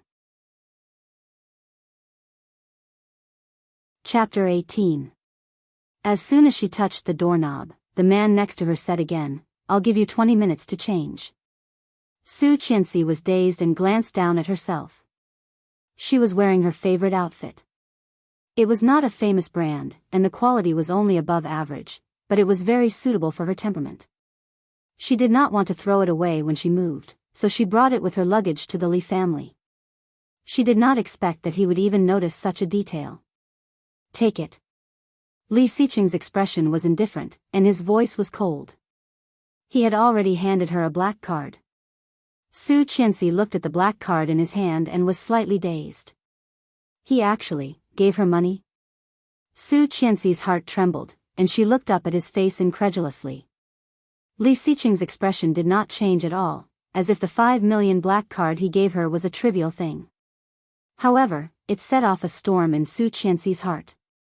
She was not shocked by his generosity, but, in her 2 lifetimes, it was the first time he had given her something. Seeing her daze, Li Xiqing frowned unhappily. Don't think that the Li family will not even buy you a set of clothes when you come to the Su family. Hearing this seemingly explanation, Su Qianxi subconsciously looked out of the car window and saw that it was the entrance of a mall. She immediately felt relieved. Sure enough, it could not be because of her. Thank you. She took the card and got out of the car. Li Xiqing watched her walk into the mall, and there was a trace of thought in his dark eyes. It seemed that it was really different. Such an attitude did not seem to be fake. So, the Su Qianxi from a while ago was the one who pretended? Which side of her was her true self? Entering her favorite luxury store, Su Qianxi was stared at by all the salespeople as soon as she entered the door. Seeing the clothes Su Qianxi was wearing, the smiles on the salespeople's faces disappeared. Soon, they pouted with disdain and looked at Su Qianxi with disdain, as if she was a garbage collector entering a 5-star hotel. Su Qianxi felt a bit amused. Fortunately, Li Xiqing had reminded her to change. Otherwise, she would be laughed at by her aunt and cousins if she wore this to the Su family. However, he didn't care about the attitude of these salespeople. This was how the world was. People laughed at the poor but not at the prostitutes. Walking around, she was attracted by an exquisite dress in the center of the store. Just as she was about to reach out, a sharp female voice came from not far away. "Ah, don't touch it. That dress is very expensive." Su Qianxi turned her head and saw a salesgirl walking toward her, looking unhappy. "Do you know how much this dress costs? How dare you touch it? What if you break it?"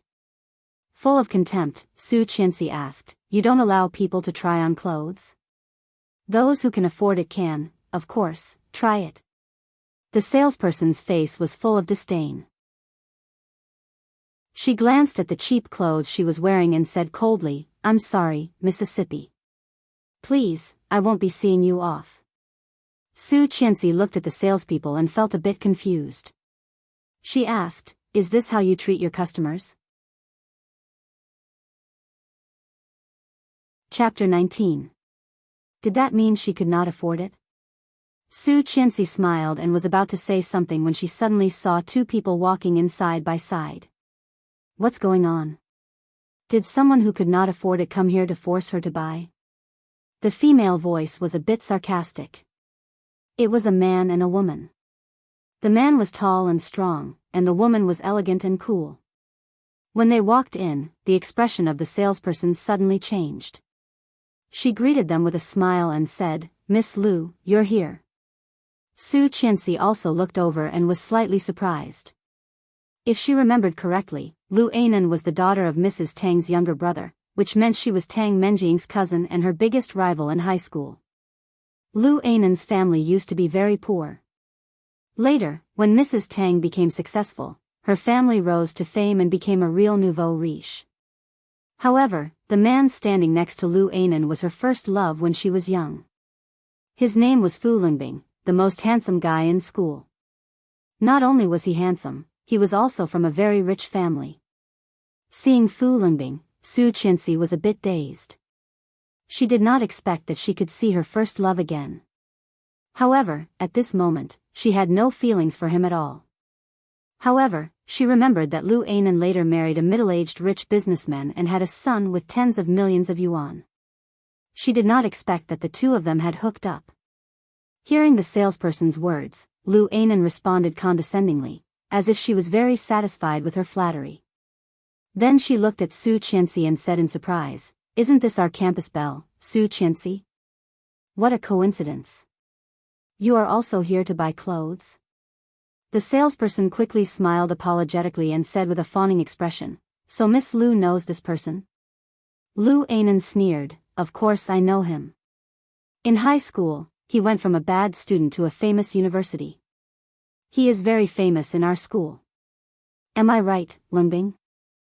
Fu Lingbing frowned and looked at Su Qianxi in front of him. She seemed to be different from what he remembered. Su Qianxi had a straight nose, thin eyebrows, and big eyes. Her clean and soft black hair was draped over her shoulders. Her hairstyle was also very simple. Her long black hair was straight in the middle, which made her look even more delicate. Su Qianxi was the campus belle when she was in high school. At that time, she was a typical rebellious girl. Her clothes and hairstyle were all non-mainstream. Now that she had changed those styles, she was even more slim and graceful, making people unable to take their eyes off her. The salesperson heard Lu Anan's words and looked even more impatient. She waved at Su Qianxi and said, go. If you don't go, I will hire security. She sneered and took out her wallet from her bag. A black card quickly appeared in her hand. Is this card enough? Seeing this black card, the salesperson, who had wanted to make a few sarcastic remarks, immediately became silent. Grabbing the black card from Su Qianxi's hand, he took a closer look and exclaimed, it's real, this black card had at least 5 million yuan in it. Su Qianxi saw her look of surprise and disbelief. She looked at the dress that she liked at first sight and said, let me try that dress.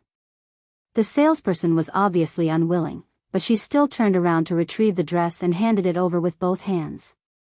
She took it and went into the fitting room. Chapter 20. The shop assistant had a look of understanding on her face and flattered, so she's a mistress. No wonder. I was wondering how she could have this kind of card with her temperament and dressing. Exactly. This woman has been a slut since she was in high school. Everyone said that she had an affair with the principal. Otherwise, how could she have been admitted to a prestigious university? Lu Anan was very satisfied with her cooperation. The sound of the door opening came from the fitting room. Su Qianxi walked out of it and suddenly felt refreshed. Although Su Qianxi was beautiful, she looked like a little girl next door, young and energetic, but ordinary. Now Su Qianxi had changed into a sleeveless dress from a famous brand. The pink color made her skin look white and delicate. Her temperament suddenly changed, and she was a metamorphosed socialite. Women were born beautiful, and Su Qianxi was no exception. Looking at herself in the mirror with satisfaction, she smiled. Those salespeople felt like their eyeballs were about to pop out. It was too suitable. This dress seemed to be tailor-made for her. Not only the size, but even the temperament was very suitable. It was the first time they had seen someone wear this dress so well. Even Fu Linbing, who was used to seeing beauties, was stunned for a moment.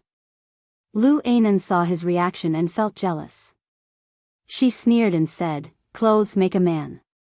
A pheasant can become a peacock with good clothes. However, a pheasant will always be a pheasant. No matter how much she dresses up, she will never become a phoenix." Su Qianxi suddenly frowned and looked at a salesperson, saying, "You really serve everyone here. Such a strong smell. Don't you think about driving her away?" Lu Ainan's face darkened. She yelled, "You are the one who should leave." Su Qianxi ignored her, took her black card, and went to the cashier. Check. The salesperson was overjoyed. She did not expect to sell a dress so easily. She hurried to the cashier, but then she saw the small bag in Su Qianxi's hand. There was no logo on it, and it was so low-key that she almost did not recognize it. She exclaimed, "This is the new limited edition of Dior's runway show this year." At the same time, another salesperson also recognized it. Her pupils contracted. She said in a daze, "Is it the one that only has 10 in the world?" That surprised Lu Ainan and Fu Linbing as well. There were only 10 in the world, and Su Qianxi had one in her hand. What kind of identity was that? That was not something that could be done with money. The faces of those salespeople were very interesting. Who would have thought that she actually had such a huge black card and such a hard-to-get bag when she was dressed so shabbily? These facts that were placed in front of them were like slaps on their faces. The salesperson who had just ridiculed her blushed and quietly walked over to help her swipe her card. Chapter 21. Su Qianxi glanced at her coldly and immediately saw her jealous face. Curling her lips, she sneered, "Low quality, full of filth. I really don't want to admit that you were my classmate back then." Su Qianxi rolled her eyes with some arrogance and contempt. Su Qianxi was a bit smaller than Lu Ainan, but at this moment, she gave Lu Ainan an inexplicable sense of oppression. It had nothing to do with their height or looks. The difference in aura alone was enough to crush Lu Ainan into the dust. Fu Linbing couldn't help but look at Su Qianxi again. At this moment, Su Qianxi was elegant, and elegant. Compared to when she was in high school, she was a completely different person. In front of her, Lu Ainan was like an ugly duckling, while Su Qianxi was a high and mighty swan. Such a huge difference made Lu Ainan even angrier. Clenching her fists, she almost yelled, "I do not want to admit that someone who is willing to sleep with an old man who is older than your father is my high school classmate." Enough. Fu Linbing stopped her in time. "You are going too far." Others might not know, but he was very clear that the Fu family was also a famous family. However, his sister had been eyeing that bag for more than half a year and had finally sold it, but she had not gotten one. Su Qianxi could actually get one and hold it in her hand, which meant that the person behind her was definitely not simple. In addition, Su Qianxi's temperament was completely different from before. No matter who she was, Su Qianxi was not someone they could afford to offend. However, Lu Ainan did not know what Fu Linbing was trying to do. Throwing off his hand, she yelled, "Too far? Don't tell me your heart aches for her. Seeing that she has become so beautiful and awesome, are you planning to chase after her and be together with her?" Fu Linbing felt extremely embarrassed. He had never been so embarrassed in his life. Annoyed, he said, "Are you done? Let's go. This is too embarrassing." Su Qianxi sneered and decided to ignore her. Competing with this kind of person was simply degrading. Han Sen quickly swiped his card and signed. When he was ready to leave, Lu Ainan shouted again, "You be *TCH. Back then, you slept with the principal in exchange for a recommendation. Today, you sleep with the old man to buy luxury goods. You really can't change your ways. More and more people came to watch, and all eyes were on her. However, Su Qianxi did not panic at all, only indifference and anger. Lu Anan, do you know how many years you will be sentenced for defamation? Seeing that Su Qianxi finally responded to her, Lu Anan screamed proudly, slander? Framing? Which one of my words is false? Back then, you were so poor that you had to borrow money for your school fees. How could you have the money to buy luxury goods? You're just a slacker. If you relied on your own abilities, how could you possibly graduate? Hearing Lu Anan's words, everyone became curious. Such an explosive scene was something that only happened once in 100 years in this high-class shopping mall. Seeing more and more people gathered, Lu Anan's voice became louder and louder. You were admitted to a prestigious university, but I failed the college entrance exam. Everyone knows that I got full marks in all my subjects. You must have tricked the principal and changed my grades. Su Qianxi was speechless. She was indeed a slacker. But later, under the coercion and temptation of the Su family, he worked hard and stayed up all night for more than a month in the third year of high school. In the end, he collapsed and fell ill after the college entrance examination.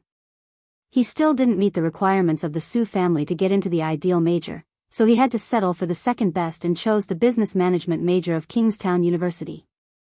Why did Lu Anan say that she had gotten it through illegal means? More and more people were watching. Some of them had recorded the scene and posted it on Weibo. Su Qianxi was not nervous at all. Looking at Lu Anan, she said frankly, "Where is the evidence? Since you are so sure, show me the evidence. I would like to see how I tricked the principal without telling myself." Evidence? Do I need evidence?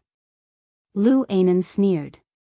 The fact that a slacker like you could get into a prestigious university is the best evidence.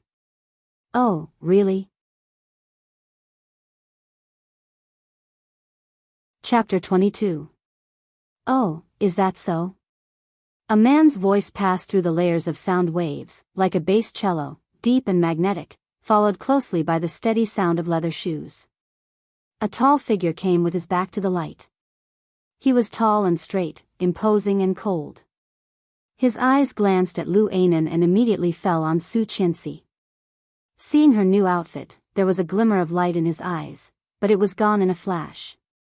Presently, the salespeople were originally watching the commotion, but when they saw the tall and straight figure, they all stood up one after another, and their eyes clearly lit up. There was admiration, passion, and desire in their eyes. This was a godlike man. As the youngest eligible bachelor in Kingstown, Li Xiqing had always kept a low profile. He didn't expect that this busy man would personally come to the small shopping mall under his name. It really made everyone feel flattered. The sarcasm on Lu Anan's face suddenly disappeared, and her eyes were full of love. Presently, Fu Linbing looked at Li Xiqing, who was wearing casual clothes today, with admiration in his eyes. The passion in his eyes was obvious. Yes, Li Xiqing responded quietly and looked at his watch. His lips moved and his face was cold. 20 minutes have passed. When he spoke, he was facing Su Qianxi. Seeing this scene, everyone was shocked. The president, who was usually so cold, was talking to this woman. Lu Anan was dazed and unwilling. She walked up to Li Xiqing and said, "Presidently, do you know this woman?" Li Xiqing glanced at her coldly. "This woman's character is very bad. I advise you to stay away from her. This kind of woman knew how to use her body to exchange for education in high school. Now, she's even worse. I don't know who's keeping her. CEO Li, you and my cousin are childhood friends. I don't want you to be cheated by her." Seeing Lu Anan warning Li Xiqing so seriously, Su Qianxi suddenly felt it was ridiculous. If she knew that the woman she was talking about was Li Xiqing's wife, how would she react? It must be very exciting. Thinking of Lu Anan's expression, Su Qianxi curled her lips, which made Lu Anan even angrier. "Su Qianxi, how dare you smile? You're the one who's embarrassed now." Why don't I have the face to smile? Su Qianxi even more presumptuously raised her eyebrows and chuckled. Her little face, without any makeup, actually had an indescribable temptation. Li Xiqing suddenly felt his throat tighten, thinking of this morning when she stubbornly stared at him naked. His mouth felt dry. Heh, you've lost all your face, haven't you? The one who's been exposed in public is you, not me. Oh, really? She seemed to be in a good mood. Then take it that way. Lu Anan was pissed off. His nonchalance made her even angrier. You. Lu Anan wanted to say something but was interrupted. Tang Menjing is your cousin? Li Xiqing's voice was low and magnetic, with an indescribable charm. All the women who heard it felt their hearts beat faster. Hearing him talking to her, Lu Anan was overjoyed. Chapter 23. Lu Anan blushed and quickly nodded. Yes. Brotherly, we met at your birthday party last year. I was wearing. She changed the way she addressed Li Xiqing. Li Xiqing's eyes flashed with impatience as he said, Didn't she tell you that I'm married? Li Xiqing's eyes flashed with impatience. Lu Anan was dazed and nodded. It was no secret that Li Xiqing was married. However, the wedding was very low-key. The media did not even know who his partner was. Why did he suddenly mention it? Lu Anan could not understand this man. However, such a mysterious man was the most attractive to women. Lu Anan was even more excited. Lu Anan stared at him without any hesitation. This kind of gaze was so blatant that it was disgusting. Li Xiqing was already numb to this kind of look. However, he suddenly remembered that a few days ago, Su Qianxi had looked at him the same way. Only today, he finally knew what was different about her. Playing hard to get? Gazing at Su Qianxi, Li Xiqing quickly looked away. So, I do not think it is a wise choice to slander my wife in front of me. His expression was calm, as if he was narrating something that couldn't be more normal. However, his words stirred up a storm in everyone's hearts. Among them, Lu Anan was the most shocked. She exclaimed out of reflex, How is it possible? She is your wife? Fu Lunbing was also shocked, looking at Su Qianxi incredulously. What was the Li family? The top family in Kingstown. Among the three brothers of the Li family, only Li Xiqing was in business. But which of the people who came from the Li clan was not a dragon or phoenix among men? Fu Lunbing knew how high the threshold was for such a family. Could Su Qianxi marry into the Li family? Not only Lu Anan, even Fu Lunbing could not believe it. However, Li Xiqing had admitted it himself. What? She is the president's wife? One of the salespeople could not believe it, leaning against the cabinet. The woman who was dressed so simply was the wife of the big boss of the mall? It's Mrs. Li. One of the onlookers suddenly sighed. I knew it. That aura was extraordinary. She even sold her body to sleep with him? Ha, a woman's jealousy is really scary. That's right. He's so aggressive. I thought it was real. TSK, there are all kinds of birds in a big forest. But Mrs. Li is so beautiful. She and President Li are a match made in heaven. That's right, but is the man beside that woman the son of Fu's enterprise? Hey, it's true. Could that woman be his girlfriend? It can't be, right? His eyesight is that bad. The discussion was getting louder and louder. Fu Lunbing's face was already red, so he quietly stayed away from Lu Anan. Chapter 24. What's going on? I heard someone is making trouble here. A few men in uniform walked in. Su Qianxi glanced at them coldly, curled her lips, and said, Yes, police. Someone is maliciously slandering me. Maliciously slandering? They braved such hot weather to come here just for such a small matter. However, when she saw Li Xiqing, her impatient expression suddenly changed. She called, Mr. Li. Seeing the police, Lu Anan was dazed and immediately panicked. Su Qianxi, you know very well whether I am slandering you or not. Which part of what I said was not true? You shameless woman, how dare you call the police? Well, go and tell the police. Su Qianxi's voice was gentle, and her face was calm. However, in her dark eyes, there was a hint of coldness. At that moment, her aura was so strong that it was eye-catching. I don't have time to waste with you anymore. How dare you call the police? I am a relative of the Tang family. Brotherly, isn't my cousin your childhood sweetheart? How could you send her cousin to the police station? Lu Ainan looked at Li Xiqing as if he was her last straw, hoping that he would stop Su Qianxi. After all, Tang Menjing had grown up with him. Everyone said that he and Tang Menjing were a match made in heaven, a handsome man and a beautiful woman, childhood sweethearts. The Tang family and the Lu family all thought that Li Xiqing would marry Tang Menjing. Now, even if they were not husband and wife, they would at least care about their relationship, right? However, she clearly underestimated how heartless Li Xiqing could be.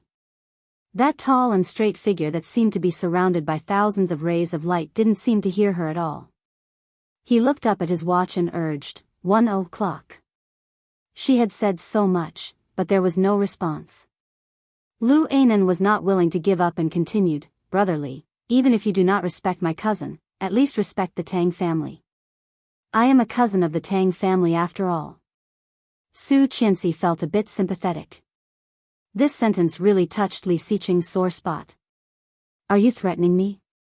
Li Xiqing looked up and stared at Lu Ainan with his eagle-like eyes. Lu Ainan felt as if a bucket of cold water had been poured on her. She panicked and said, No, did Director Sun pay you to watch the show? Li Xiqing's voice was so cold that people couldn't help shivering. The policemen immediately took out their handcuffs and arrested Lu Ainan. What's your relationship with the suspect? A police officer looked at Fu Linbing. No, we're fine. Fu Linbing had lost all his face today with such a big-breasted but brainless girlfriend. In addition, Lu Ainan had not only offended Su Qianxi, but also the man behind her. He couldn't afford to provoke such an existence, even if his entire Fu family were to be sacrificed. The only thing he could do now was to distance himself from Lu Ainan, the idiot. However, Lu Ainan sneered and screamed, He is my boyfriend. He was the one who told me everything I just said.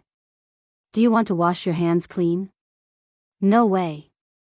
They were in the same boat. If they were to die, they would die together. Chapter 25. Too much. Who is the one who is too much? Fu Linbing, you coward. He did not, Su Qianxi said. You asked for it, and you still have to find a scapegoat. Lu Ainan, you are such a bad person. Fu Linbing was dazed, not expecting Su Qianxi to speak up for him. He felt grateful, but at the same time, he was proud of his charm. It turned out that Su Qianxi still liked him. That was right. First love was not something that could be easily forgotten. Feeling happy, Fu Linbing looked at Su Qianxi in a different way. A policeman took a pen and wrote something down. He looked up and said, I'll have to trouble you to come with us and take a statement. Fu Linbing nodded. It was good that he was not an accomplice. Get the surveillance video as evidence. As for the witness, you can handle it, right? Su Qianxi looked at the salesperson. No problem, absolutely no problem. Mrs. Li, rest assured. We can all testify for you. This woman is slandering you. Seeing the change of events, Lu Ainan screamed like crazy, Su Qianxi, my cousin will not let you go for what you did to me today. The Tang family will not let you go either. Okay. Su Qianxi's eyes darkened, and she stood straight.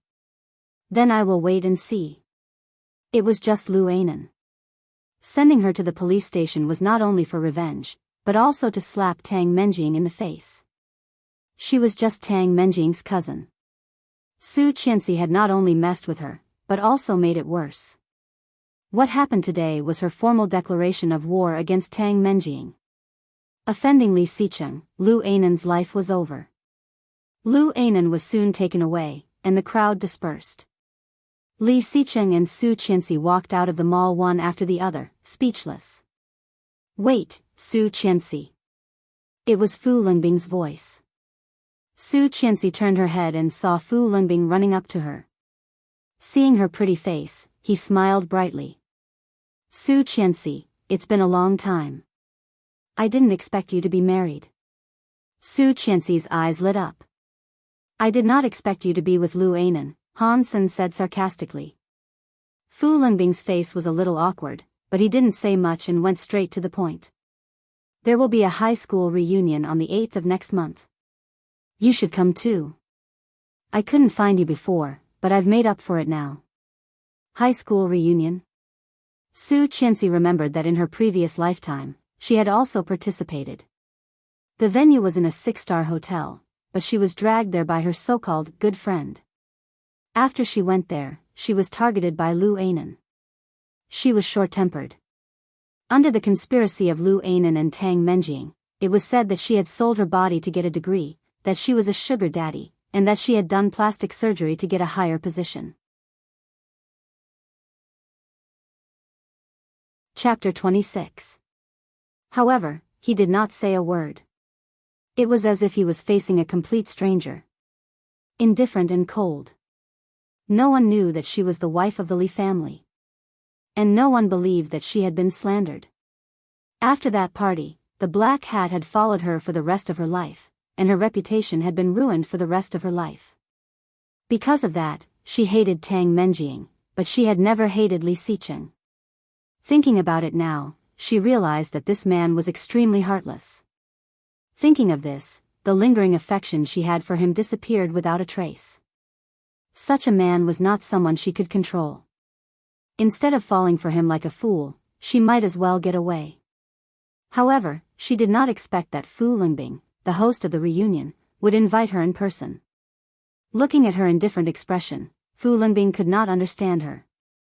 He asked carefully, "Su Qianxi?" She looked up and curled her lips. "Okay, I will be there." Fu Lingbing was overjoyed. "That's settled then. I'll contact you when the time comes."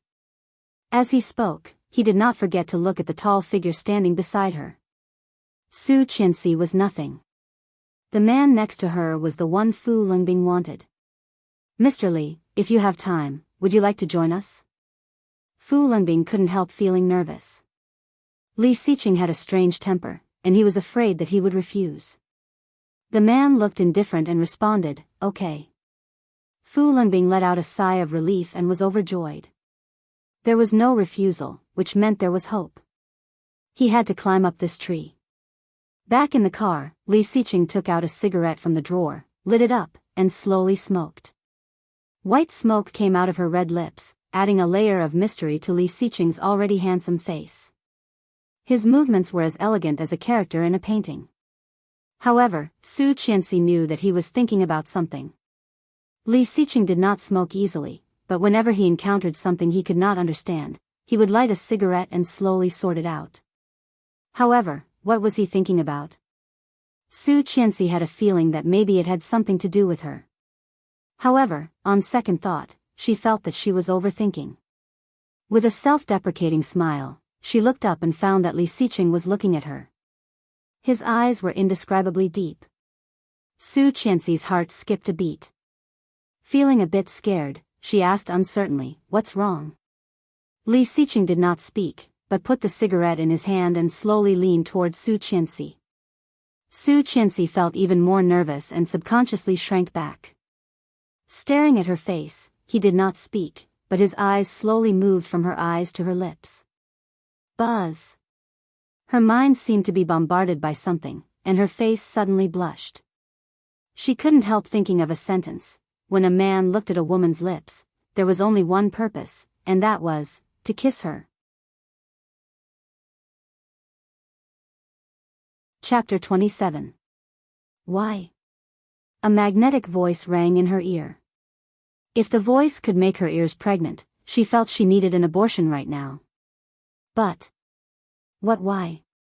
Su Qianxi looked up and saw his cold and stunning face.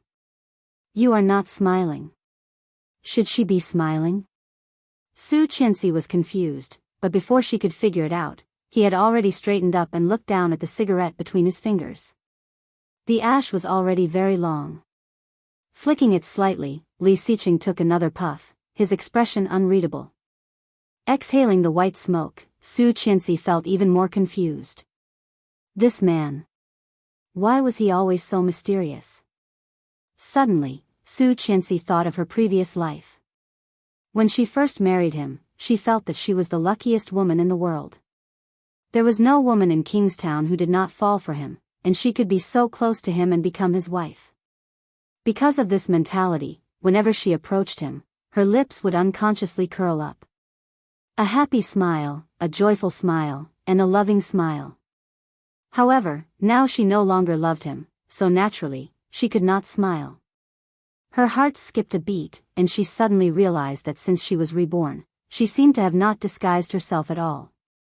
It took her 5 years to go from being willful and naive to being mature. In those 5 years, she had suffered a lot and fallen into many traps before she settled down. Now, she had become like this overnight, which was indeed suspicious. When Su Qianxi was thinking about how to explain, he had started the car and slowly headed for the Su family. The Su family had been waiting for a long time. Sitting on the sofa, Su Shana was very impatient, covering her growling stomach. She pouted at the middle-aged man opposite her and said, "Dad, Su Qianxi, that loser, should not be coming." With her personality, if she wanted to come, she would have come long ago. She can't wait that long. Shall we eat first? Su Jingguo looked at the time. It was already 1:30 in the afternoon, long past dinner time. His gloomy face seemed to be covered with a layer of haze. He said to his wife, "Call and ask." Mrs. Su nodded and was about to dial when the doorbell rang. Susanna immediately went to open the door and saw the tall man standing at the door. Her eyes lit up and she smiled sweetly. "Mr. Li, you're finally here." This was not the first time she had seen this man, but she was amazed every time she saw him. This man was like the bright moon in the sky, cold and noble, untouchable. There wasn't a single woman in Kingstown who didn't fall for him. But, cousin. Su Qianxi's figure came from Li Xiqing's side. The smile on Susanna's face froze, and she felt jealous. However, no matter how much she hated Su Qianxi, Susanna knew what to do. She avoided her and let her in. "Uncle, Aunt." Su Qianxi entered the door and greeted him. Her actions were graceful and her smile was sweet and appropriate. Her every move was extremely dignified. Standing next to Li Xiqing, she looked indescribably harmonious and beautiful. Chapter 28.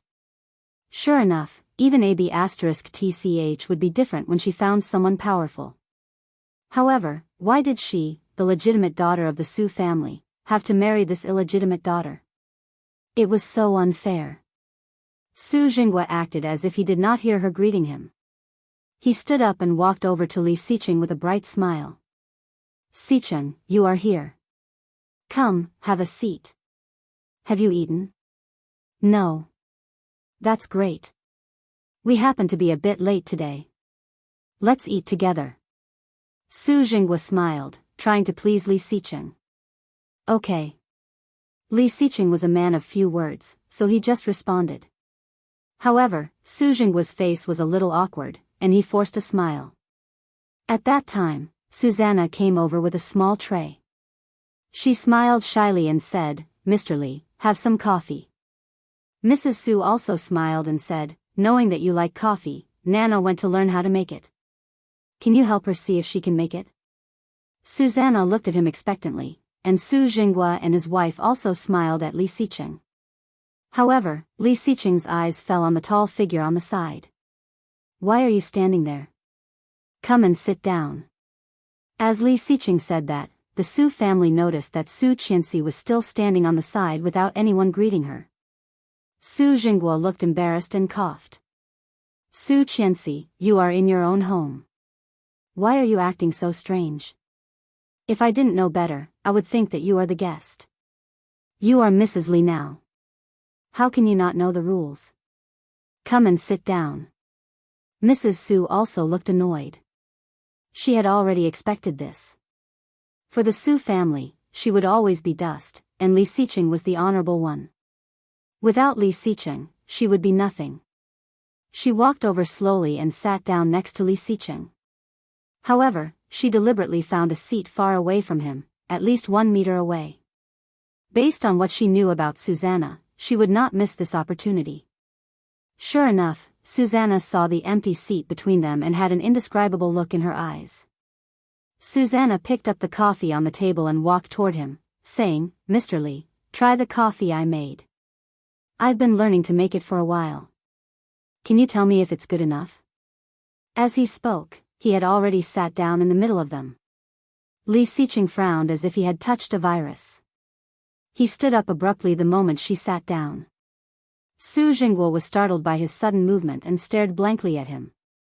"Bathroom? I'll take you there," Susanna said immediately and was about to stand up.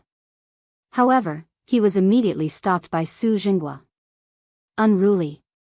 Su Jingguo looked at Su Qianxi and said meaningfully, "You go." She did not intend to get up. Pointing, she said, "Go straight and turn right." He strode away and soon disappeared around the corner. Once the big shots left, the small shots could no longer hold themselves back. "How have you been at the Lee family these days? Today is Mrs. Lee's birthday. Did you give her the present I prepared?" Mrs. Su asked. "Yes." Chapter 29. No. Su Qianxi did not give them any hope. "He doesn't want to touch me." Hearing that, Mrs. Su was a bit anxious. "He doesn't want to touch you. Can't you do something?" "What can I do? Do you think I can force myself on him?" "Well." Mrs. Su was also a bit helpless. "Anyway, don't embarrass our family. Why do you think Captain Lee wants you to marry him?" "It's because your mother saved his life when she was young. Otherwise, do you think you could be where you are today? In the end, we're the ones who pulled you back from the slums. That's why you're able to rise to the top. Now that you're successful, don't forget to take care of us. At least, find your cousin a relative of the Lee family. I heard that Mr. Lee has a younger brother who is unmarried. Find a way to get his itinerary. Even if there is no itinerary, the basic information is fine. Ask your cousin to visit the Lee family often. Maybe she can meet him. I'm talking to you. Do you hear me?" Mrs. Su said a lot, and Su Qianxi nodded, looking indifferent. Seeing her like that, Susanna snorted angrily and said, "Dad, you should tell Captain Lee that I am my aunt's daughter. If I marry him, I will not be afraid of being embarrassed." "Oh, it seems that you really want to marry him. How about I divorce him and you live with him?" Su Qianxi looked indifferent, unable to tell if she was serious or not. "By the way, do a DNA test and tell them that you are Su Han's daughter, and I was just picked up. Isn't that better?" Susanna's eyes lit up at his half-joking words. Even Mrs. Su looked a bit touched. Seeing this, Su Qianxi sneered inwardly. In her previous lifetime, they had done this to her. They would fake a DNA test and send it to the Lee family to tell the world that she was actually picked up and that Su Han's daughter was actually Susanna. Because they could not have children, they adopted their sister's daughter. The purpose was to let Susanna marry into the Lee family and Li Xiqing. At that time, this matter was very sensational, and people around heard that the daughter-in-law of the Lee family was of unknown origin. However, the Lee family could not afford to lose face. They created a fake identity for Su Qianxi and let her go. Captain Lee did not intend to divorce Su Qianxi at all. Su Jingguo's family's wishful thinking fell through, and because of this, the Su family sought death. Under the revenge of the Lee family, the Su family quickly went bankrupt. Now that this matter was brought up, there was more or less a hint of mockery. He didn't expect that this family would really have this idea after he mentioned it. "Are you willing to divorce him?" Susanna found it hard to believe. How is that possible? Haven't you been bragging about your marriage with Li Xicheng? When did I show off? She asked. Susanna choked and was speechless. Yes, Su Qianxi did not show off. Her silence was enough to make everyone crazy jealous. He and I will not be together for too long. Divorce is only a matter of time. Her tone was calm, as if she was talking about something trivial. Hearing her words, Su Jinghua frowned, seeming to be wondering if she was telling the truth.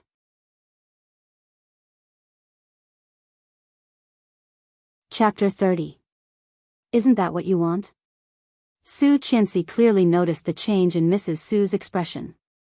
She had guessed something, but pretended not to know. Curling her lips, she said sarcastically, I will divorce Li Xicheng, marry my cousin to him, and lie that she is my mother's biological daughter. I will use my mother to save Grandpa's life to break into the Li family and take the Li family's property. Such a plan is perfect, isn't it? The more Su Jinghua listened, the more he felt it was feasible. However, he vaguely felt something was wrong. Turning around, he saw his wife winking at him.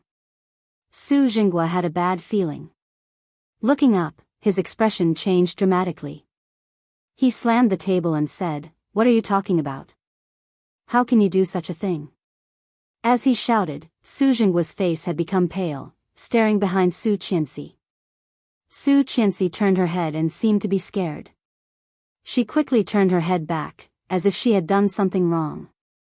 However, her heart was as clear as a mirror. She had already known that Li Xicheng was behind her. She had said those words on purpose. Wasn't that what they wanted to do? She was just saying it in advance. After all, Su Qianxi had saved their family. After all, they had ended up bankrupt and ended up living on the streets, pitiful. However, Su Jinghua's family did not know that they hated Su Qianxi to the core.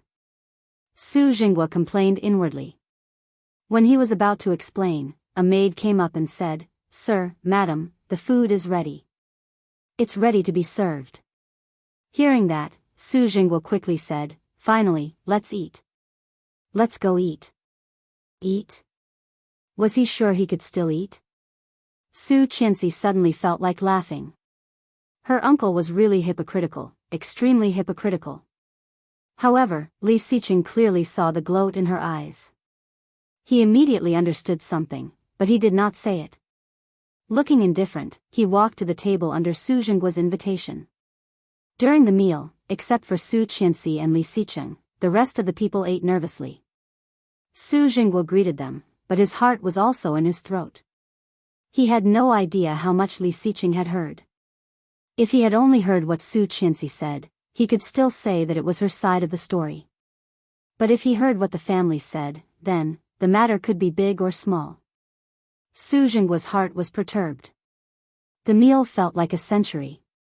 After more than half an hour, he finally put down his chopsticks. Su Jinghua heaved a sigh of relief and quickly put down his chopsticks, ready to send the guest off at any time. However, a certain someone was not very cooperative. Su Qianxi slowly held her chopsticks and picked up some food on the table. Her leisurely manner was incompatible with the current atmosphere. Su Jinghua cursed his niece to death in his heart. Didn't she know that because of her words just now, the whole family was unhappy? However, they did not know that what Su Qianxi wanted was to make them unhappy. Susanna couldn't stand it anymore and urged, Are you done? Mr. Li has already finished. You're such a drag. Su Qianxi glanced at her and said in a low voice, But I'm not full yet. Chapter 31. Nana. Mrs. Su immediately stopped her. Susanna was not convinced, but when she saw Li Xicheng, she swallowed the words that were on the tip of her tongue. When Su Qianxi finished eating, it was more than 10 minutes later. After eating, they sat down again.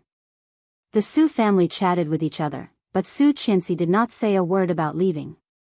In the end, it was Li Xicheng who proposed to leave first. The Su family felt like they had been pardoned.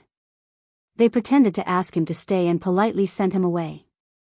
When she left, Su Qianxi could feel the murderous eyes of the Su family behind her, but she felt indescribably good. When she walked out of the house, she stopped and said, "Mr. Li." Li Xiqing raised an eyebrow and looked at her. "I still have something to do. You go back first. I will take a taxi later." "Okay," Li Xiqing responded and walked away. Su Qianxi saw him disappear around the corner and walked to the only pharmacy near the Su family's house. Entering the pharmacy, she bought an emergency contraceptive pill and took it before she left. The clerk threw away the paper cup she had used. When she looked up, there were a few $100 bills in front of her. She was taken aback for a moment before she raised her head and saw a handsome and flawless face. What pill did the girl take? The clerk was dazed. Looking at the bills, she immediately realized and looked at the box that had not been thrown away. Li Xiqing saw the words on the box, and his eyes became darker. His thin red lips were pressed into a line. Turning around, he was silent. The shop assistant stared at his back in a daze, then silently put away the bills on the table. She did not say anything. When Su Qianxi got home, Li Xiqing was not back yet. Walking in, she saw Tang Menjing playing cards with Mrs. Li, lost. Mrs. Li was obviously very lucky. She pushed the cards down and smiled very happily. "I'm done. Xu Hua always wins. I've lost so much today." Mrs. Wang was a bit upset. Qin Xu Hua was Mrs. Li's name. Hearing Mrs. Wang's resentful words, Qin Xu Hua smiled happily. "Don't be like that.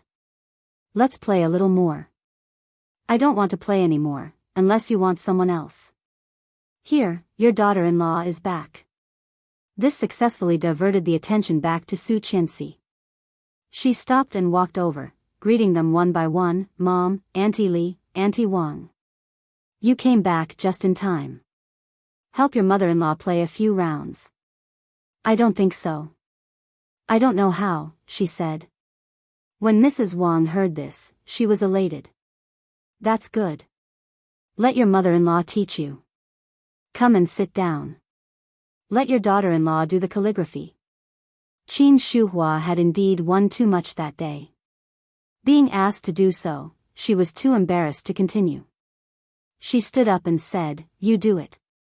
Su Qianxi had to sit down, and Qin Shuhua took a chair and sat down, watching her play. Su Qianxi said she wouldn't, and that meant it. Chapter 32. When Su Qianxi said she would not, she really would not. In her previous lifetime, she had been married to the Li family for 5 years, but Mrs. Li had never liked her, let alone asked her to play mahjong with her. This was the first time she had been asked to play mahjong. After a few rounds, Su Qianxi lost miserably. Qin Shuhua could not watch it anymore. She got up and said she was tired. She went back to her room and asked Tang Menjing to teach her. Tang Menjing replaced Qin Shuhua to help Su Qianxi, which made Su Qianxi feel uncomfortable. Sure enough, under Tang Menjing's guidance, in less than 2 rounds, Qin Shuhua lost all the money she had won today. Feeling guilty, Su Qianxi took out her own money to top it up. Mrs. Wang was very happy, but she suddenly felt something strange in her stomach. "Ouch, my stomach hurts. Tang Menjing, come and help me. I need to go to the bathroom." After Tang Menjing sat down, she lost 2 rounds in a row. Why is Tang Menjing's luck so good? She won all the big cards. Fortunately, they were all Su Qianxi's cards. Su Qianxi lost a lot, right? I saw you just took money out of your pocket. Su Qianxi felt embarrassed. When she was thinking about whether she should tell them to stop playing, she heard Tang Menjing say, "It's okay. The Li family is rich and can afford to lose." Right, Su Qianxi? It seemed to be an unintentional sentence, but it put Su Qianxi in a dilemma. She was now the daughter-in-law of the Li family, representing the face of the Li family. The Li family could lose money, but not face. If she said that she would stop playing at this time, wouldn't it mean that the Li family could not afford to lose? Su Qianxi felt a bit embarrassed, but she was too embarrassed to say that. She had to bite the bullet and say, "It's okay. That's good. That's good." The other women wanted her to say that. Let's continue. After losing so much money, Su Qianxi had almost figured out the basic rules. However, after reshuffling the cards, she still did not know what to do. When Su Qianxi was hesitating which card to play, she heard a deep, magnetic voice behind her. Lost. Su Qianxi was dazed, looked down at the cards, and put them down. She could not understand any of them, only feeling confused. Lost? Where is it burnt? At this moment, a slender and fair hand suddenly stretched out from behind. This hand was fair and strong, with distinct knuckles, slender and neat.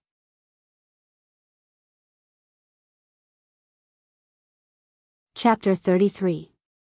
Her breathing seemed to slow down at that moment, and her face was blushing.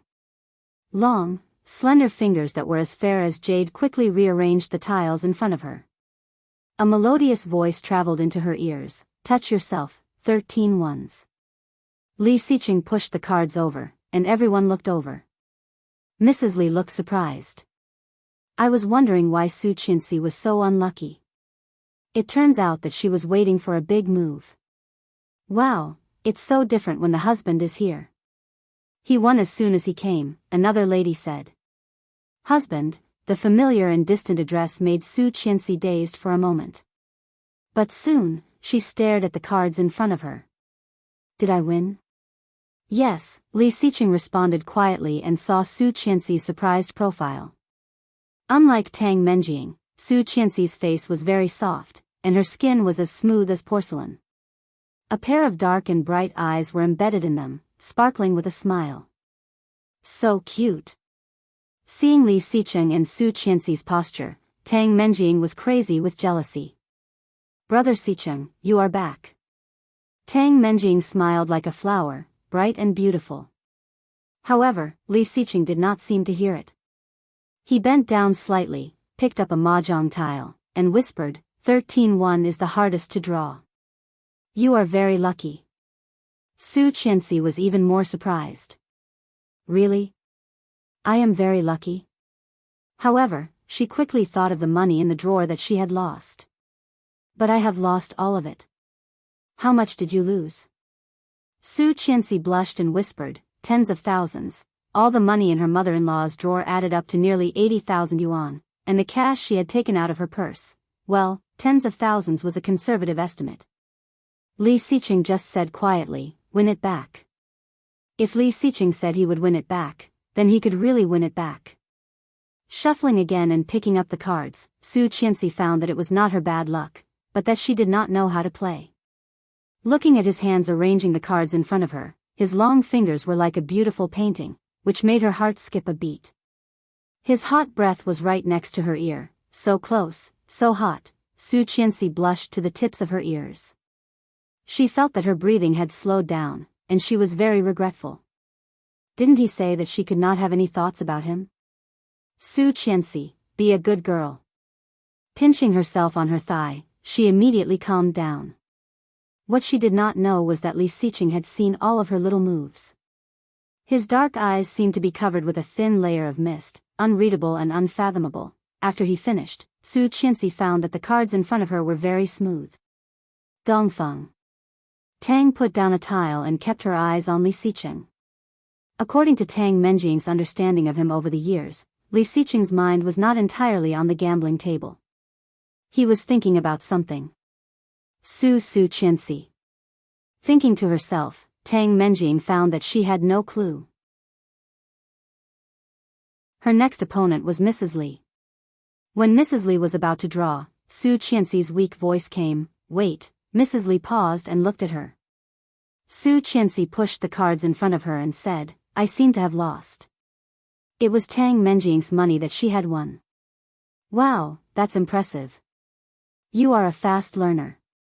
3 yuan. That's a big win. Chapter 34. She reluctantly paid, but for the next few rounds, Su Qianxi seemed to have a cheat code and kept eating burnt meat. Most importantly, it was all Tang Menjing's money. Let's stop playing. Su Qianxi's husband has been winning since he came. Do you still want to give us a chance? Said one of the ladies. Another lady echoed, that's right. Let's go find some calligraphy and painting to gossip. The game was soon over. Su Qianxi sorted out her cards and found that she had won more than half of the rounds. She let out a sigh of relief. At least, she did not lose too badly. After packing up, he turned around and was caught off guard by a pair of pitch-black night sky. Suddenly, they looked at each other. Su Qianxi had never seen such a pair of eyes. They were as dark as ink, but so bright that they seemed to be glowing. The sky was already dark, and the lights in the room shone on his tall and straight body, as if covering him with a layer of soft and bright holy light. Stunning. No matter how many times she looked at him, it was hard for her to look away from his face and eyes. However, at this moment, she suddenly remembered the last words her mother had left her before she died: Su Qianxi and dogs are not allowed in. Her heart trembled at this moment. Su Qianxi looked away in a hurry, turned around, and said quickly, I'll take it to Mom. As he spoke, he walked away. Li Xiqing looked at her back as she ran away. There was a dim light in his eyes that could not be seen or understood. Mrs. Li never liked to have a big party on her birthday. It was just a gathering with a few friends to play cards and chat. After accompanying Mrs. Li to see off a few rich ladies, Su Qianxi felt she was about to pass out. When she returned to the room, she immediately went to the bathroom. Without the cover of clothes, the mottled marks on her neck and collarbone were crazily squeezed into her mind along with the memory of last night. There seemed to be a slight pain in her lower body. Su Qianxi stood under the shower head, trying to wash off the marks on her neck. However, even when she had rubbed her skin, the marks did not fade. In her previous lifetime, these marks were taken as conclusive evidence that she had drugged Li Xiqing. Li Xiqing treated her like a virus and slept in the guest room of the old house, unwilling to share a room with her. The next day, they hurriedly returned to their villa and began their separate life. And it was all part of Tang Menjing's plan. She had been fooled by Su Qianxi without realizing it.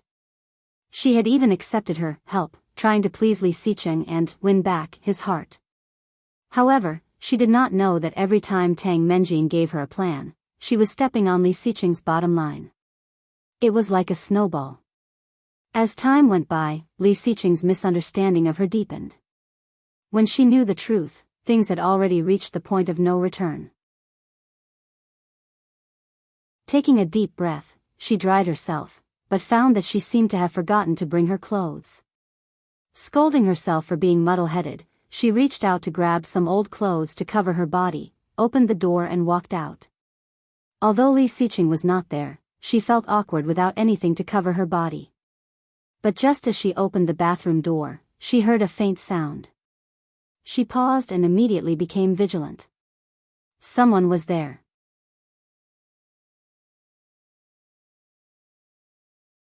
Chapter 35. Ah! There was nothing on her body. Clothes. Clothes. She gave up. She quickly covered her chest with both hands, but then she thought of what was down there and quickly covered her lower body with one hand. She was ashamed and angry at the same time. Feeling that his eyes were getting hotter and hotter, she let out a cry and knelt down, facing him with her back facing him. What are you hiding from? Li Xiqing's voice was low and husky.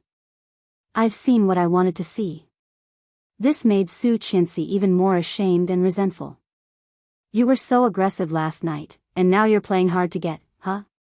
She grabbed her arms, her hands almost sinking into her flesh. I didn't. You didn't? Li Xiqing obviously did not believe her. That tone, that look.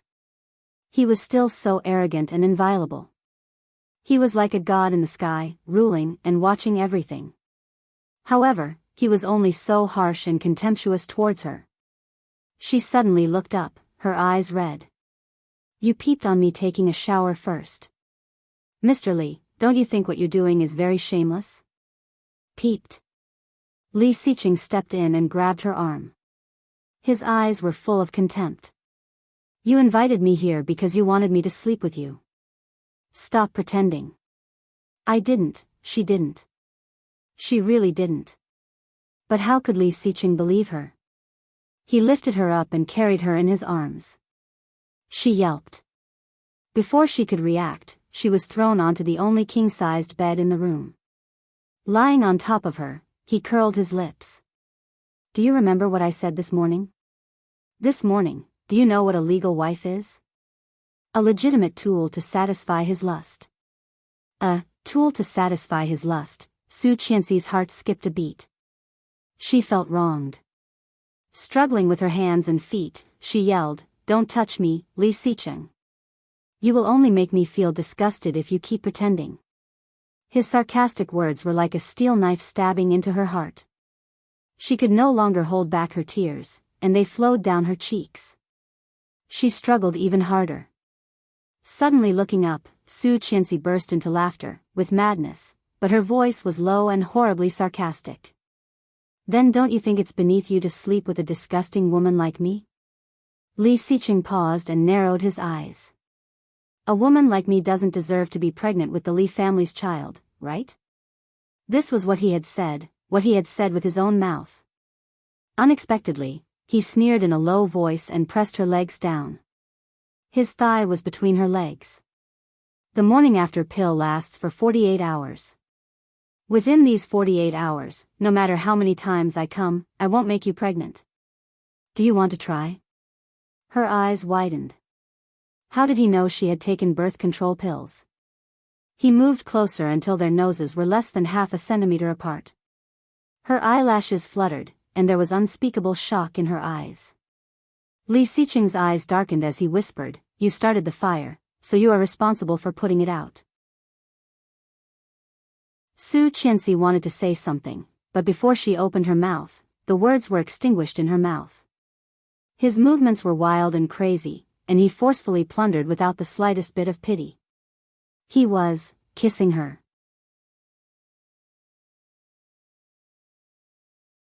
Chapter 36. Su Qianxi shivered, feeling as if someone had poured a bucket of cold water on her. Obviously, the man on top of her was so hot that her body was almost burning, but her heart was so cold, tears ran down her cheeks, and she felt that she could hardly breathe. Closing her eyes, her hands and feet were still struggling, trying to struggle. Buzz. The phone on the nightstand vibrated. Li Xiqing paused, let go of her, and looked at her. Su Qianxi did not know when she had burst into tears. The salty tears in her mouth made him feel a little less satisfied. His originally cold and gloomy black eyes were now covered with a layer of mist. She really did not want to, the phone was still ringing, and Li Xiqing felt a little annoyed. She pulled away and left. Picking up the phone on the nightstand, she glanced at the text on the screen. Tang Menjing. What's up? Li Xiqing's voice seemed to be laced with a bit of ice, freezing her to the bone. On the other side of the phone, Tang Menjing was startled, but she was overjoyed. He had a fight with Su Qianxi at this hour?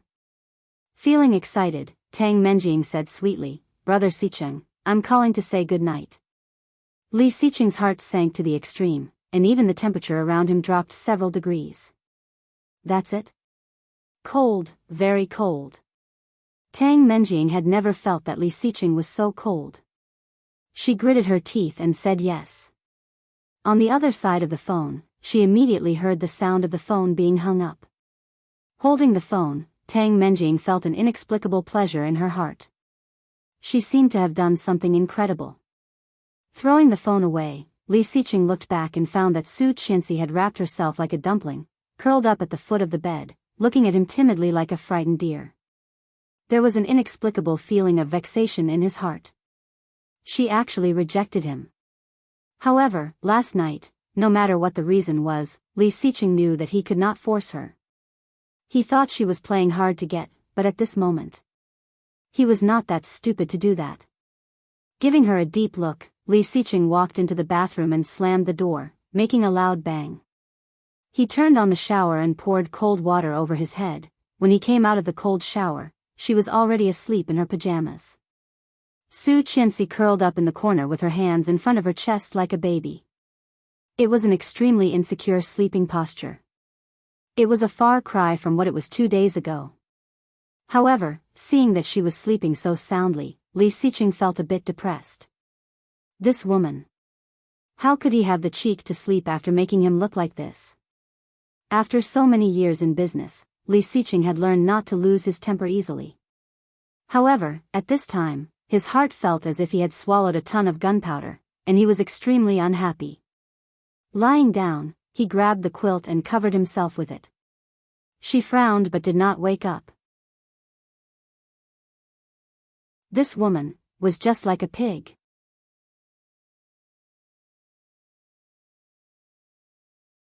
Chapter 37. In the middle of the night, Li Xiqing was woken up by Su Qianxi's voice. He had always been a light sleeper.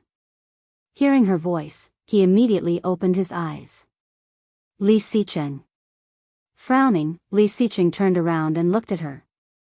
Su Qianxi curled up into a ball, clutching the sheets under her. Sweating, her eyes were closed, but her breathing was rapid. It's not me, I didn't drug her, I didn't set the fire, I didn't kill her, not me, not. In the dream, Tang Menjing held Li Xiqing in her arms, smiling proudly and yelling at him, I will replace you and become Mrs. Li. Su Qianxi, go to hell. Go to hell. And Li Xiqing stood beside her coldly, saying coldly, Su Qianxi and the dog are not allowed to enter. Every word was like a bullet, ruthlessly piercing through her. She was in so much pain, the water covered her head. Help me, in a trance, she gasped and flailed her hands, like a drowning person trying to grasp at a life-saving straw, so desperate and so sad. Li Xiqing looked at her and was about to wake her up. However, Su Qianxi grabbed his hand tightly. Rejoice and joy radiated from her body in that instant. It was like she had been saved at the moment of life and death. Li Xiqing was dazed by her hug. Su Qianxi was soaked. When she hugged him, her whole body was stuck to him. Li Xiqing frowned.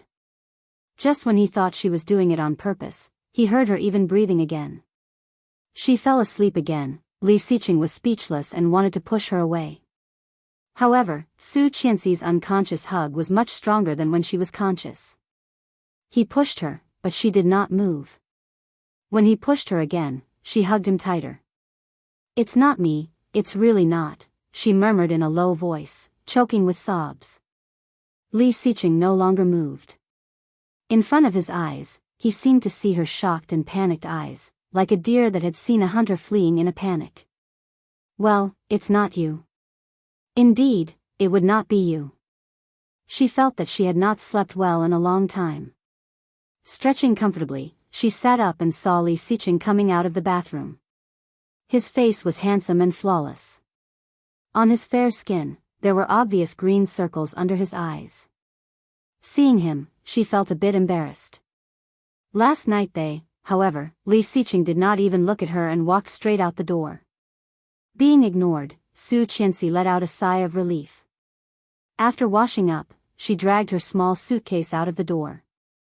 Li Xiqing's personality was cold and unruly, and he often disobeyed his elders. However, he had unspeakable respect and obedience towards old Commander Li. 3 days before the wedding, he was forced to live in the old house by his grandfather. Without hesitation, Li Xiqing moved in. But after 3 days, he couldn't wait to move back to his own house and completely separated from her. Today was the day they moved back to the villa in his previous life. Sure enough, Li Xiqing's driver, Yang, was already waiting at the door. After saying goodbye to the elders, she got in the car. As soon as she got in the car, her phone rang. It was a strange number from Kingstown. Hello.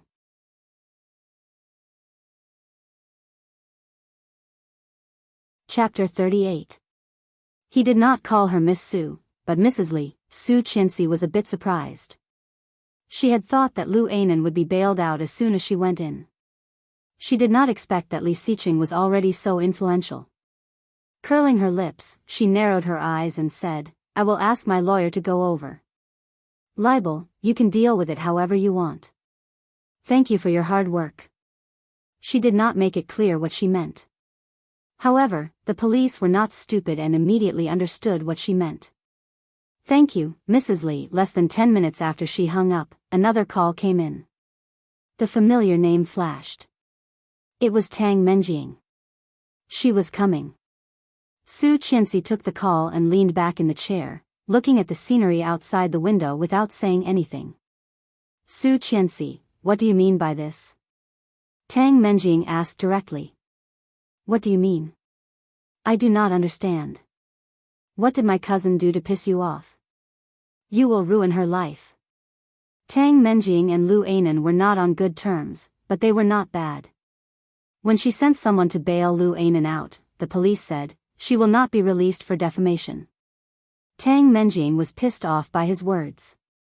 If there was no one up there, they would not dare to keep Lu Ainan in custody at the risk of offending the Tang family. Li Xiqing had never cared about such things, so the first thing she thought of was Su Qianxi. Su Qianxi chuckled and asked, when you drugged me, why did you not think that you would ruin my life as well? When she maliciously colluded with Lu Ainan to accuse her of sleeping with her, why did she not think that her life would be ruined? When she deliberately colluded with the cult to kidnap Li Xiqing and almost killed him, she saved him in the end. However, when she was framed, why did she not think that her life would be ruined? At that time, when she criticized Mrs. Tang and framed her in public, why did she not think that her life would be ruined? Although those things had not happened in this life yet. However, she would remember it for the rest of her life. She would get back what she owed her sooner or later. But now, such a big accusation was pinned on him. What a righteous and awe-inspiring act. If you have anything to say, come to the cafe on XX Street. I also have something to ask you. Tang Menjing said and hung up the phone. Su Qianxi held the phone and did not pay attention. Leaning back in the chair, she closed her eyes. She had put it on speaker, and Yang could hear her voice clearly. Glancing at Su Qianxi through the rearview mirror, he asked, "Ma'am, we have passed XX Street. Do we need to turn around?" She opened her eyes and smiled mysteriously. Did I promise to go? Yang's expression froze for a moment. He was speechless. It seemed like there really wasn't any. But didn't she always go there before? Miss Tang was Mr. Li's childhood sweetheart. Was it really okay to ignore her like this? Yang wanted to say something, but Su Qianxi had closed her eyes again as if she had fallen asleep. Quiet and introverted, there seemed to be a layer of fog around her, making her feel very mysterious. It seemed that this madam was a little different.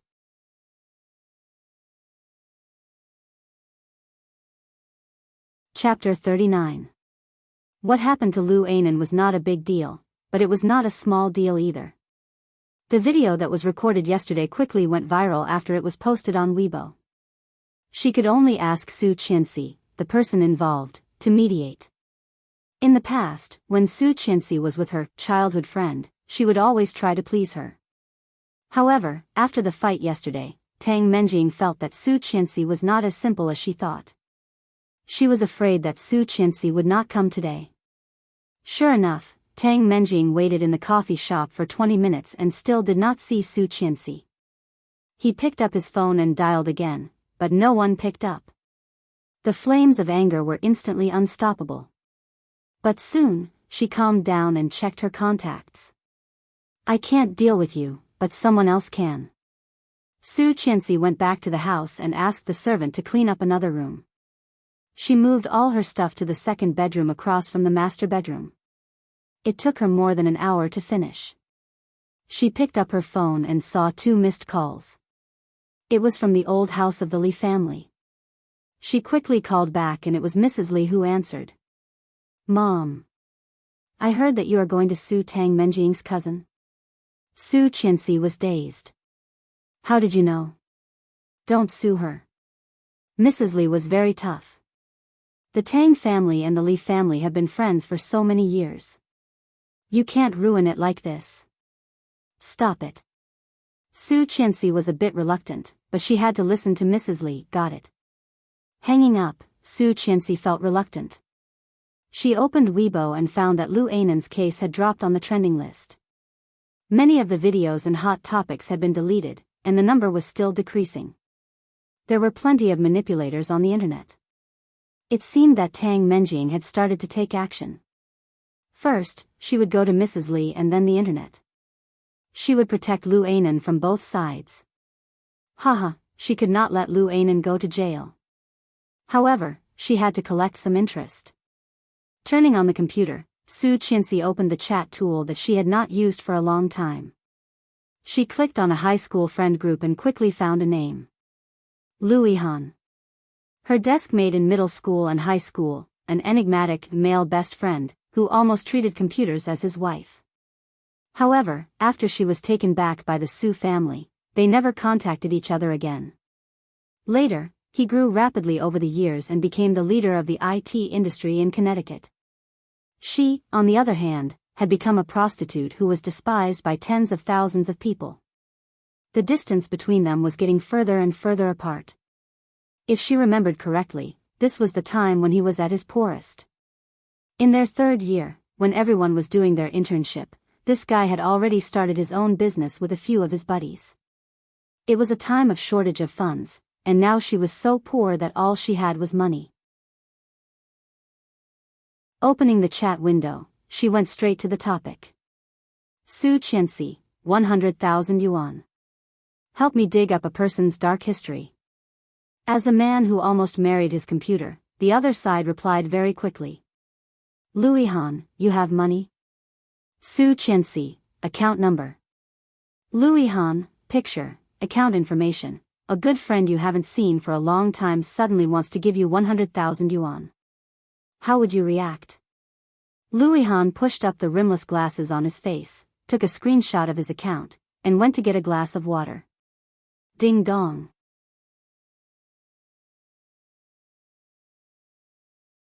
Chapter 40. Kingstown Bank, 100,000,000 yuan was transferred to your account on July 10, 2016. Balance. Lu Yihan's brain suddenly buzzed. Lu Yihan was stunned, but then he screamed and quickly took a few tissues to wipe the computer, feeling distressed. Su Qinxi, did you get it? Lu Yihan, got it.